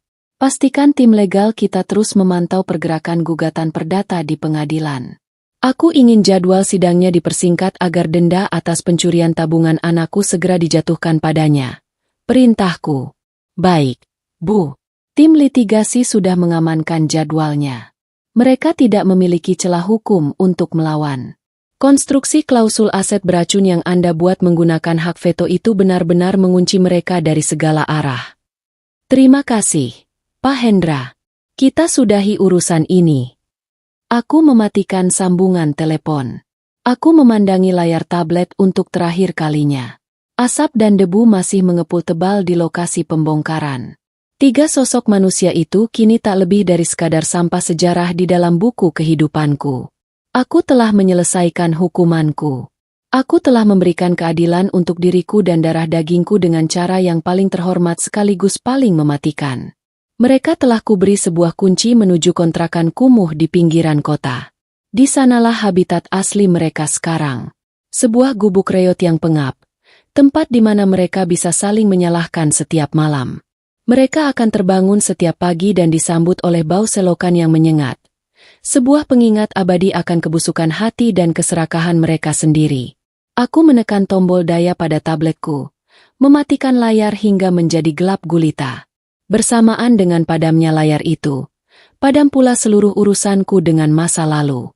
Aku tidak perlu lagi melihat mereka. Penderitaan mereka selanjutnya bukanlah urusanku, melainkan urusan hukum alam dan karma yang akan menggerogoti sisa usia mereka. Mobil sedan hitamku berbelok perlahan memasuki kawasan SCBD yang megah, meluncur turun menuju lantai parkir VIP sebuah apartemen penthouse eksklusif. Disinilah masa depanku berada. Sebuah tempat yang kubeli dengan hasil keringatku sendiri, bersih dari kebohongan dan utang piutang fiktif. Pintu lift terbuka langsung ke dalam ruang tamu penthouse yang luas dan berdinding kaca, menyajikan pemandangan cakrawala Jakarta yang tak terbatas. Bei Inah menyambutku dengan senyum lega, menggendong Dava yang kini sedang asyik bermain dengan mainan edukatif barunya. Demam anakku telah sepenuhnya hilang, digantikan oleh tawa ceria yang menghangatkan relung hatiku yang paling dalam. Aku melepaskan kacamata hitamku, meletakkan tas kerjaku di atas sofa, lalu merentangkan kedua tanganku untuk menyambut anakku. Dava tertawa riang, memeluk leherku dengan erat. Aku menghirup wangi bayi yang murni dari ceruk lehernya, merasakan kedamaian yang belum pernah kualami selama 4 tahun terakhir.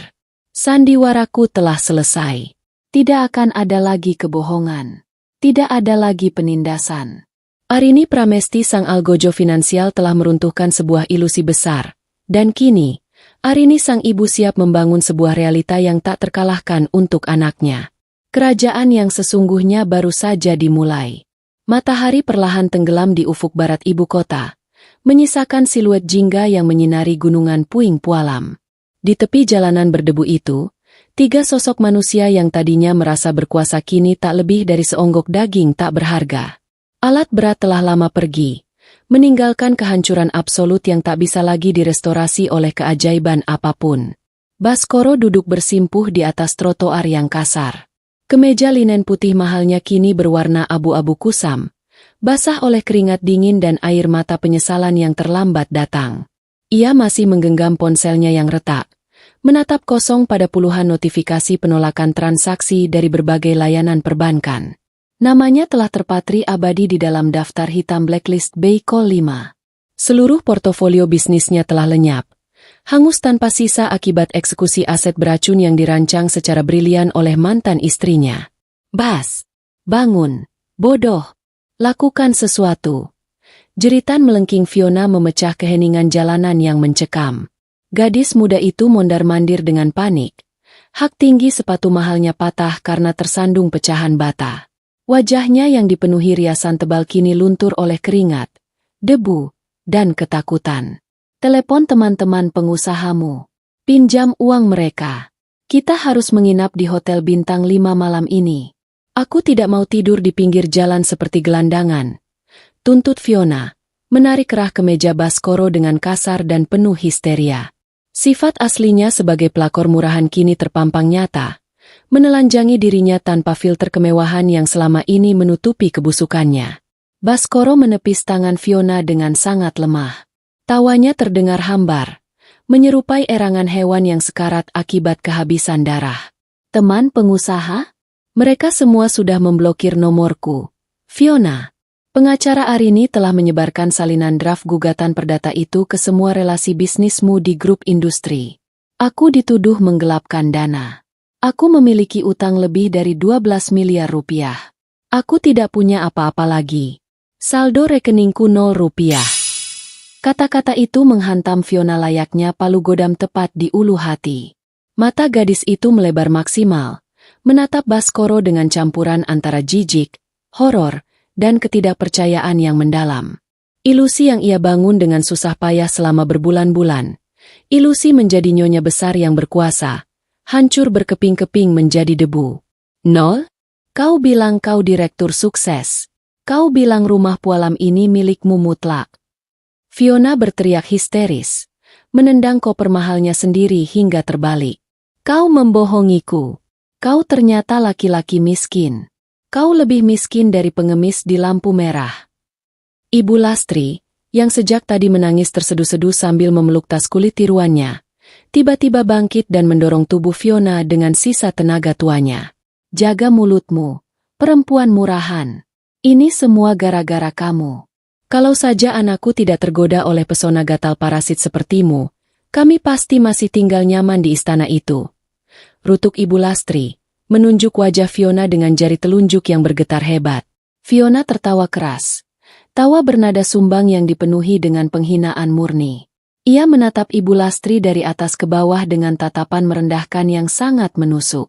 Sadar diri, Nek, kau yang sebenarnya parasit. Kau dan anak lelakimu yang numpang hidup pada kekayaan Arini selama bertahun-tahun. Balas Fiona tanpa ampun, memuntahkan seluruh racun di lidahnya. Sang benalu telah menyadari bahwa inangnya telah mati kering, dan ia bersiap untuk segera melepaskan diri. Kau selalu menghina Arini karena dia memilih memakai daster lusuh. Padahal dia adalah pemilik asli semua kemewahan yang kau pamerkan ke teman-teman arisanmu. Kalian berdua adalah penipu ulung. Aku tidak sudi ikut menanggung utang miliaran ini. Tanpa menunggu balasan atau permintaan maaf. Fiona meraih tas Hermes palsunya, berbalik dengan kasar, dan berjalan cepat menuju jalan raya. Ia mencegat sebuah taksi yang kebetulan lewat, menggunakan sisa uang tunai terakhir di dalam dompetnya untuk melarikan diri dari kapal yang telah tenggelam tersebut. Ia meninggalkan Baskoro dan Ibu Lastri begitu saja di pinggir jalan berdebu, tak pernah menoleh lagi ke belakang untuk melihat pria yang dinikahinya di Bali kemarin. Fiona! Fiona, kembali! Panggil Baskoro dengan suara serak. Namun taksi kuning itu melaju cepat, menelan satu-satunya sekutu yang ia miliki dalam dosa besar ini. Melihat menantu impiannya pergi meninggalkannya, amarah Ibu Lastri meledak tak terkendali. Ia berbalik dan menampar wajah putranya dengan sangat keras. "Plah, anak bodoh! Kenapa kau lepaskan tambang emas seperti Arini demi perempuan gila itu? Lihat kondisi kita sekarang. Kita menjadi sampah sejarah yang ditertawakan oleh semua orang." Raung Ibu Lastri memukuli dada Baskoro yang bidang. Tamparan itu memutuskan sisa urat kewarasan Baskoro. Pria yang mentalnya sudah hancur lebur itu mencengkeram kedua pergelangan tangan ibunya dengan kasar. Matanya melotot memancarkan kebencian yang selama ini terpendam. Ibu yang menyuruhku menceraikannya. Ibu yang selalu menuntut transferan puluhan juta dari sistem autodebit setiap bulan untuk gaya hidup konyol ibu. Ibu yang merendahkan Arini setiap hari dan mendorongku untuk mencari wanita yang lebih berkelas. Bentak Baskoro, suaranya menggema liar di jalanan yang mulai digelapkan oleh malam. Gara-gara ketamakan ibu, aku nekat mencuri uang tabungan Dava. Dan sekarang, Arini menggunakan hak veto absolut miliknya untuk memiskinkan kita secara permanen. Tidak ada capital gain yang bisa diselamatkan. Tidak ada apa-apa di masa depan selain lilitan utang. Dua manusia yang terikat darah itu saling menghardik, saling menyalahkan, memperebutkan remah-remah harga diri yang sudah tidak ada sisanya. Mereka saling menggigit bagai anjing kelaparan, membutakan mata pada fakta bahwa kesombongan dan keserakahan mereka sendirilah yang mengundang sang eksekutor untuk menjatuhkan palu keadilan. Malam semakin larut. Udara dingin Jakarta mulai menusuk tulang mereka yang terbiasa dengan kehangatan AC sentral. Dua orang petugas keamanan klaster elit itu datang menghampiri mereka dengan memegang pentungan di tangan. "Maaf, Pak, Bu, kalian tidak memiliki hak untuk berada di area ini. Tolong segera tinggalkan properti bank ini, atau kami terpaksa memanggil patroli polisi atas tuduhan menggelandang," usir komandan petugas itu dengan nada jijik yang tak ditutup-tutupi. Baskoro menelan ludah yang terasa seperti menelan pecahan kaca tajam. Ia merogoh saku celananya dengan tangan bergetar, menemukan sebuah benda logam yang terasa sangat dingin. Kunci tua berkarat yang dilemparkan Arini siang tadi. Satu-satunya aset yang mereka miliki di dunia ini. Ia menatap ibunya yang kini menggigil kedinginan di atas aspal. Wajah keriputnya pucat pasi ketakutan. "Ayo, Bu. Kita sudah tidak punya pilihan lain," gumam Baskoro dengan suara orang mati. Dengan sisa kepingan uang logam dan beberapa lembar uang ribuan lusuh di dasar dompet, mereka terpaksa menaiki angkutan kota yang pengap. Mantan direktur itu kini duduk berdesakan dengan kuli bangunan dan pedagang pasar malam. Sepanjang perjalanan yang menyiksa itu, Ibu Lastri terus menangis meratapi kejatuhannya. Sama sekali tidak mempedulikan tatapan aneh dan mencemooh dari penumpang lain. 1 jam perjalanan membelah kemacetan pinggiran kota. Angkutan itu menurunkan mereka di depan sebuah gang sempit yang gelap, becek, dan padat penduduk. Hanya ada satu lampu jalan yang berkedip redup, menyoroti tumpukan sampah basah di ujung gang. Baskoro memapah ibunya melangkah masuk, menyusuri jalanan paving yang rusak dan licin oleh lumut. Tepat di ujung gang buntu, berdirilah bangunan yang dijanjikan Arini. Sebuah gubuk reot semi permanen dengan atap seng yang berkarat parah. Dindingnya terbuat dari triplek lapuk dan susunan batako yang belum diplester. Tidak ada halaman, tidak ada teras. Pintu kayunya miring seolah siap rubuh menimpa siapa saja yang menyentuhnya. Namun, yang paling menghancurkan mental mereka berdua bukanlah wujud fisik bangunan itu, melainkan udara di sekitarnya. Tepat di depan pintu gubuk tersebut, mengalir sebuah parit besar yang tersumbat oleh sampah limbah rumah tangga. Aroma busuk, menyengat, dan beracun dari bau selokan itu langsung menerobos rongga hidung Ibu Lastri. Wanita tua itu jatuh berlutut di atas tanah becek, memuntahkan cairan lambungnya karena tak sanggup menahan bau kemiskinan tersebut. "Bas, Ibu tidak mau. Ibu tidak bisa hidup di neraka ini." Rintih Ibu Lastri di sela-sela muntahannya. Tangannya mencengkeram lumpur kotor, menangisi kebodohannya. Baskoro memasukkan kunci berkarat itu ke lubang kunci yang macet. Butuh beberapa kali hentakan kasar sebelum pintu itu terbuka, memperlihatkan ruangan sempit yang berdebu dan gelap gulita tanpa aliran listrik. Tidak ada ranjang sutra, tidak ada perabotan mewah, tidak ada lantai marmer. Hanya ada lantai semen retak yang dipenuhi sarang laba-laba raksasa. Disinilah mereka sekarang, di dasar jurang kemiskinan terdalam. Likuidasi aset psikologis yang dirancang Arini telah mengeksekusi nasib mereka dengan sangat sempurna. Baskoro dan Ibu Lastri duduk meringkuk di lantai yang membeku, ditemani dengungan nyamuk liar dan aroma limbah yang mencekik napas. Mereka akhirnya menyadari bahwa setiap udara yang mereka hirup di tempat ini adalah bentuk hukuman penjara seumur hidup yang tidak akan pernah bisa mereka lunasi. Pagi itu, Baskoro tidak terbangun oleh dering lembut alarm dari ponsel pintar keluaran terbaru, atau semerbak aroma kopi espresso yang biasanya disiapkan pelayan. Ia diseret kembali ke alam sadar oleh gigitan nyamuk rawa dan sengatan bau selokan yang pekat menguap dari balik jendela tak berkaca.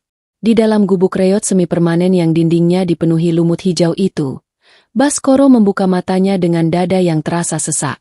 Pria yang sebulan lalu masih membanggakan diri sebagai direktur properti kelas atas itu, kini terlihat tak ubahnya seperti gelandangan berpenyakit mental. Matanya cekung menghitam, tulang pipinya menonjol karena kekurangan gizi, dan kemeja linen yang dulu berharga jutaan rupiah kini berubah menjadi kain pel kusam yang menempel di tubuh kurusnya. Di sudut ruangan berlantai semen retak yang lembab itu, Ibu Lastri mengerang kesakitan di atas selembar tikar tipis. Wanita tua yang selalu memuja status sosialita itu kini meratapi nasibnya sebagai sampah sejarah. Karma telah bekerja secara brutal. Ibu Lastri, yang dulu rutin menghina Arini karena sering mengenakan daster lusuh saat mengurus rumah, kini harus membungkus tubuhnya dengan pakaian bekas yang tak pernah dicuci berminggu-minggu. Mereka yang selalu menuduh Arini numpang hidup, kini harus memakan sisa nasi dari belas kasihan tetangga kumuh mereka. Di tangan Baskoro yang gemetar, tergenggam sebuah map coklat tebal berstempel resmi Pengadilan Negeri Jakarta Selatan. Dokumen mematikan itu adalah surat panggilan gugatan perdata, sebuah mahakarya penghancuran yang dirancang oleh Arini, sang eksekutor berdarah dingin. Baskoro membaca lembar demi lembar dokumen tersebut dengan napas yang nyaris terputus. Dalam draft tersebut, tersusun rapi hasil audit forensik presisi tinggi yang melacak setiap sen uang yang digelapkannya. Arini tidak hanya menuntut pengembalian dana tabungan pendidikan Dava sebesar 450 juta rupiah. Melalui manipulasi hukum yang legal dan kejam, Arini membebankan denda penalti maksimal, kerugian imaterial, dan bunga majemuk atas pencurian dana dalam perkawinan. Total utang yang secara hukum mengikat leher Baskoro membengkak menjadi 5.200 juta rupiah. 5,2 miliar rupiah. Sebuah nominal yang mutlak mustahil untuk dilunasi oleh seorang pria yang seluruh akses perbankannya telah dikunci mati oleh sistem blacklist BI Call 5. Tidak ada bank yang mau memberinya kredit. Tidak ada perusahaan yang mau menerimanya bekerja. Keputusasaan yang pekat memaksa Baskoro membuang sisa harga dirinya ke dasar neraka. Dengan meminjam ongkos beberapa ribu rupiah dari seorang kuli panggul di pasar, ia nekat menaiki bus kota menuju kawasan SCBD, jantung finansial tempat firma hukum Arini berada. Setibanya di sana, Baskoro berdiri di lobi marmer yang berkilauan, menyusut ketakutan di bawah tatapan jijik para eksekutif dan petugas keamanan. Di tengah gemerlapnya para pebisnis sukses, ia tampak persis seperti seekor parasit yang kehilangan inangnya, atau benalu yang mengering dan membusuk di atas aspal. Tepat pada pukul 10 pagi, pintu lift eksklusif berbingkai emas itu terbuka. Arini Pramesti melangkah keluar bak seorang permaisuri yang baru saja menaklukkan sebuah benua. Ia mengenakan setelan blazer berwarna abu-abu arang dengan potongan haute couture yang memancarkan kekuasaan absolut. Tidak ada sedikit pun bayangan istri lemah yang dulu sering diinjak-injak oleh suami dan ibu mertuanya. Arini melangkah dengan keanggunan seorang aristokrat. Ia adalah perwujudan dari puncak rantai makanan finansial yang tak tersentuh. Arini, tolong dengarkan aku, seru Baskoro seketika, menerobos barisan petugas keamanan dengan langkah pincang dan putus asa.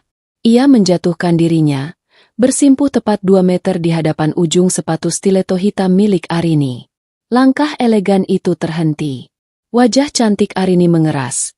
Sedingin lapisan es abadi di kutub utara. Ia menatap mantan suaminya dari atas ke bawah tanpa sedikit pun perubahan emosi. Tatapan itu jauh lebih menyakitkan daripada sebuah tamparan. Itu adalah tatapan kosong yang biasa diberikan manusia pada seekor serangga hama yang sudah mati terinjak. Aku mohon, cabut gugatan perdata ini, Rin. Ratap Baskoro, suaranya parau dan pecah, menggema memalukan memecah keheningan lobi elit tersebut. Aku tahu aku salah. Aku bodoh karena membiarkan pelakor murahan itu merusak akal sehatku dan menghancurkan keluargaku. Tapi tolong, demi anak kita, demi Daffa. Bukankah kau ingin Daffa memiliki figur seorang ayah? Aku akan melakukan apa saja. Aku akan menjadi babu di rumahmu. Jangan buat aku membusuk di penjara utang seumur hidup. Baskoro memainkan kartu terakhir yang ia miliki. Manipulasi emosional atas nama darah daging mereka. Ia mengira Arini masih menyimpan celah kelemahan seorang ibu yang menginginkan keluarga utuh bagi anaknya. Namun, pria narsis itu salah besar. Arini tersenyum. Sebuah senyum tipis yang syarat akan kalkulasi matematis yang mematikan. Demi Daffa? Ulang Arini. Suaranya mengalun pelan namun memotong udara lobi layaknya pisau bedah yang sangat tajam. Kau berani membawa nama anakku ke dalam mulut kotormu setelah kau merampok habis tabungan masa depannya? Kau menggunakan uang Daffa untuk membiayai pesta resepsimu dengan wanita murahan di Bali. Di mana figur ayahmu saat darah dagingmu menggigil karena demam tinggi, sementara uang autodebit dari perusahaanku kau gunakan untuk menyewa kamar presidential suite. Baskoro tersedak ludahnya sendiri. Wajahnya pucat pasi mendengar borok dosa-dosanya ditelanjangi tanpa ampun di tempat umum. Kau tidak pernah menjadi seorang ayah, Baskoro. Kau hanyalah sebuah liabilitas. Sebuah investasi sangat buruk yang kini telah kulikuidasi asetnya hingga tak bersisa. Lanjut Arini, melangkah satu langkah lebih dekat, menjulang penuh kuasa di atas tubuh pria yang bersimpuh itu.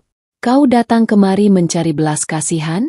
Hukum korporasi dan finansial tidak pernah mengenal kata maaf. Berdasarkan portofolio kejahatanmu, utang 5 miliar itu adalah harga mati yang harus kau bayar untuk penderitaanku. Tapi aku tidak punya apa-apa lagi, Rin. Perusahaanku hancur berkeping-keping karena kau menggunakan hak veto MU secara sepihak. Rumah yang kubangun ternyata hanyalah aset beracun yang kau pakai untuk memiskinkanku. Dari mana aku bisa membayar 5 miliar tanpa sepeser pun capital gain yang tersisa? Jerit Baskoro histeris. Air mata keputusasaannya menetes membasahi lantai marmer yang mengilap. Itu bukan urusanku, jawab Arini dengan keanggunan seorang tiran. Itu adalah teka-teki yang harus kau pecahkan di sisa umurmu yang menyedihkan. Pengadilan akan menyita setiap sen yang kau hasilkan dari pekerjaan kasarmu. 80% dari upah buruhmu akan otomatis ditarik oleh negara untuk melunasi dendamu padaku. Kau tidak akan mati, Bas. Tapi kau akan hidup sebagai budak finansialku selamanya. Arini memberi isyarat kecil pada 2 petugas keamanan bertubuh tegap di belakangnya. Singkirkan hama ini dari hadapanku. Dia menyebarkan bau kemiskinan di lobi kantorku. 2 petugas keamanan itu tanpa ragu mencengkeram lengan Baskoro, mengangkatnya paksa, dan menyeretnya dengan kasar menjauhi pintu kaca raksasa. Baskoro memberontak lemah, meratapi kebodohannya, meneriakkan nama Arini dengan lolongan putus asa yang sangat memilukan. Ia menoleh ke belakang untuk terakhir kalinya. Hanya untuk melihat Arini memutar tubuhnya dengan elegan dan menghilang di balik pintu kaca menuju kebesarannya. Tidak ada setitik pun keraguan dalam setiap ketukan langkah Arini.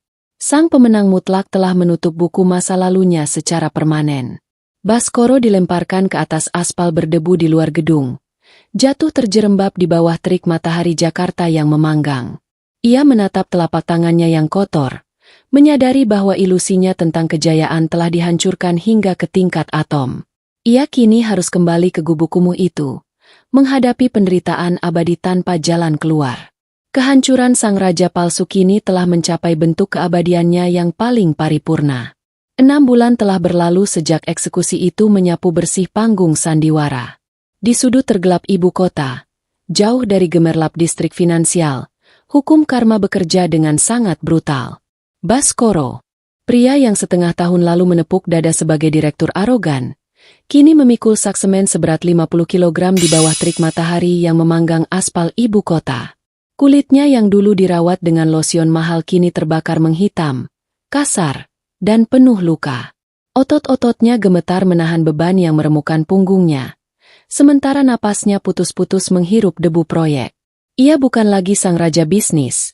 Ia hanyalah kuli kasar rendahan yang status sosialnya telah anjlok tak lebih dari seorang gelandangan di mata hukum. Setiap akhir pekan, saat mandor membagikan upah harian yang sangat menyedihkan, Baskoro hanya bisa menatap nanar selembar uang 20 ribuan lusuh di tangannya. Melalui putusan pengadilan tanpa kompromi, Arini telah memenangkan gugatan perdata yang otomatis mengikat aktivitas finansial Baskoro. Sistem perbankan nasional langsung melakukan pemotongan autodebit paksa sebesar 80% dari setiap sen yang masuk ke rekeningnya. Sisa gajinya bahkan tidak cukup untuk membeli nasi padang yang layak, memaksanya menelan rasa lapar dan sakit fisik yang menggerogoti sisa kewarasannya. Pria pesakitan itu kini menghuni gubuk reot semi permanen beratap sengkaratan yang bocor parah. Tidak ada AC sentral atau kasur bulu angsa.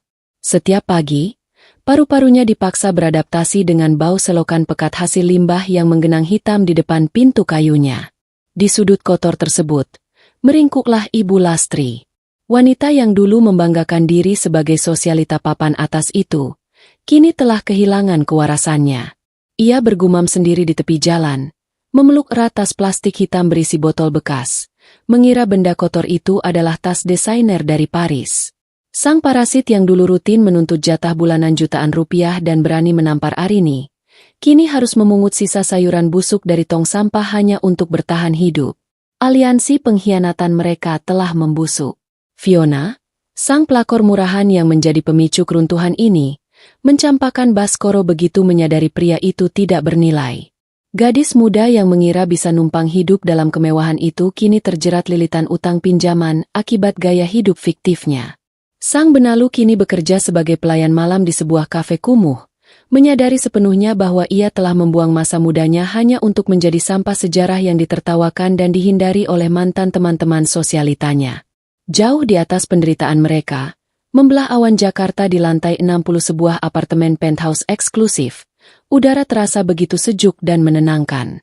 Arini Pramesti berdiri anggun di balkon kaca raksasa yang menyajikan pemandangan cakrawala kota 360 derajat. Ia tidak lagi mengenakan daster lusuh kamuflasenya. Pagi ini, ia membalut tubuhnya dengan jubah tidur sutra Emerald Milan, memegang secangkir kopi Arabica hangat yang uapnya mengepul pelan.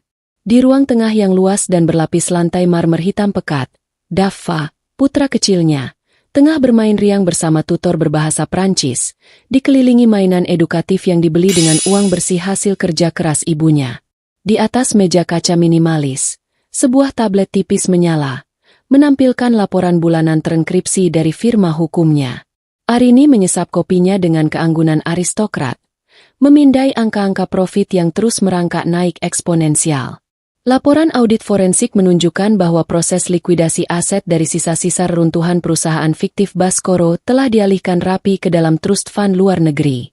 Setiap sen capital gain dari sita jaminan yang dulu sengaja ia rancang sebagai aset beracun kini telah dicuci bersih secara legal dan bermuara di akun perlindungan investasi miliaran rupiah untuk masa depan putranya. Selamat pagi, Bu Arini. Sapa Pak Hendra, asisten hukum yang melangkah keluar dari lift private penthouse tersebut. Pria bersetelan rapi itu meletakkan map hitam tebal di atas meja. Bagaimana status pesakitan itu, Pak Hendra? Tanya Arini tanpa mengalihkan pandangannya dari hamparan kota di bawah sana. Nada suaranya datar, sedingin palung samudra terdalam. Sesuai instruksi Anda, Bu. Status blacklist Beiko 5 atas nama Baskoro Wibawa telah dikunci permanen oleh otoritas perbankan. Ia baru saja mencoba melamar pekerjaan sebagai staf administrasi di pabrik tekstil kecil di pinggiran ibu kota. Lapor Pak Hendra tajam. Arini tersenyum tipis. Tarikan bibir yang syarat kalkulasi mematikan.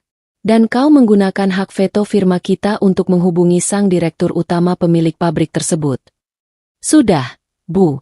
Pabrik itu adalah debitur utama Ban Mitra konsorsium kita.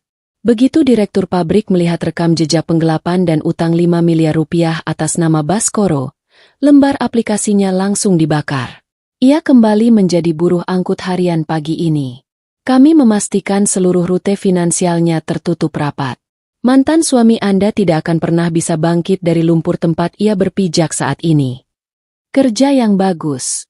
Pastikan ia tetap hidup. Pak Hendra. Kematian adalah jalan keluar yang terlalu mudah bagi seorang pengkhianat. Aku ingin ia bangun setiap pagi menyadari bahwa ia menghirup udara hanya untuk melunasi utangnya kepadaku. Titah Arini, meletakkan cangkir kopinya. Pak Hendra mengangguk takzim. Anda adalah eksekutor yang paling sempurna, Bu Arini. Seluruh portofolio keuangan Anda sangat bersih dan meningkat tajam pasca perceraian ini. Tidak ada otoritas yang berani mempertanyakan legalitas dari kehancuran absolut yang Anda ciptakan. Setelah asisten hukumnya undur diri, Arini melangkah masuk kembali ke dalam kehangatan penthouse-nya. Ia menghampiri Dava yang langsung tertawa riang dan merentangkan kedua tangan mungilnya. Arini mengangkat darah dagingnya itu, memeluknya dengan penuh kelembutan yang hanya ia sisakan untuk putranya seorang. Sebuah cermin besar memantulkan sosok mereka. Arini menatap pantulan dirinya. Mata yang dulu memendam lelah karena penindasan bertahun-tahun, kini telah digantikan permanen oleh sorot mata seorang ratu yang berkuasa mutlak. Ia telah membangun kerajaan baru yang megah dari puing-puing kesombongan musuhnya. Sandiwaranya usai. Pembalasan dendamnya telah paripurna. Mereka yang dulu dengan arogan merendahkannya, kini membusuk di jalanan sebagai kasta paling hina.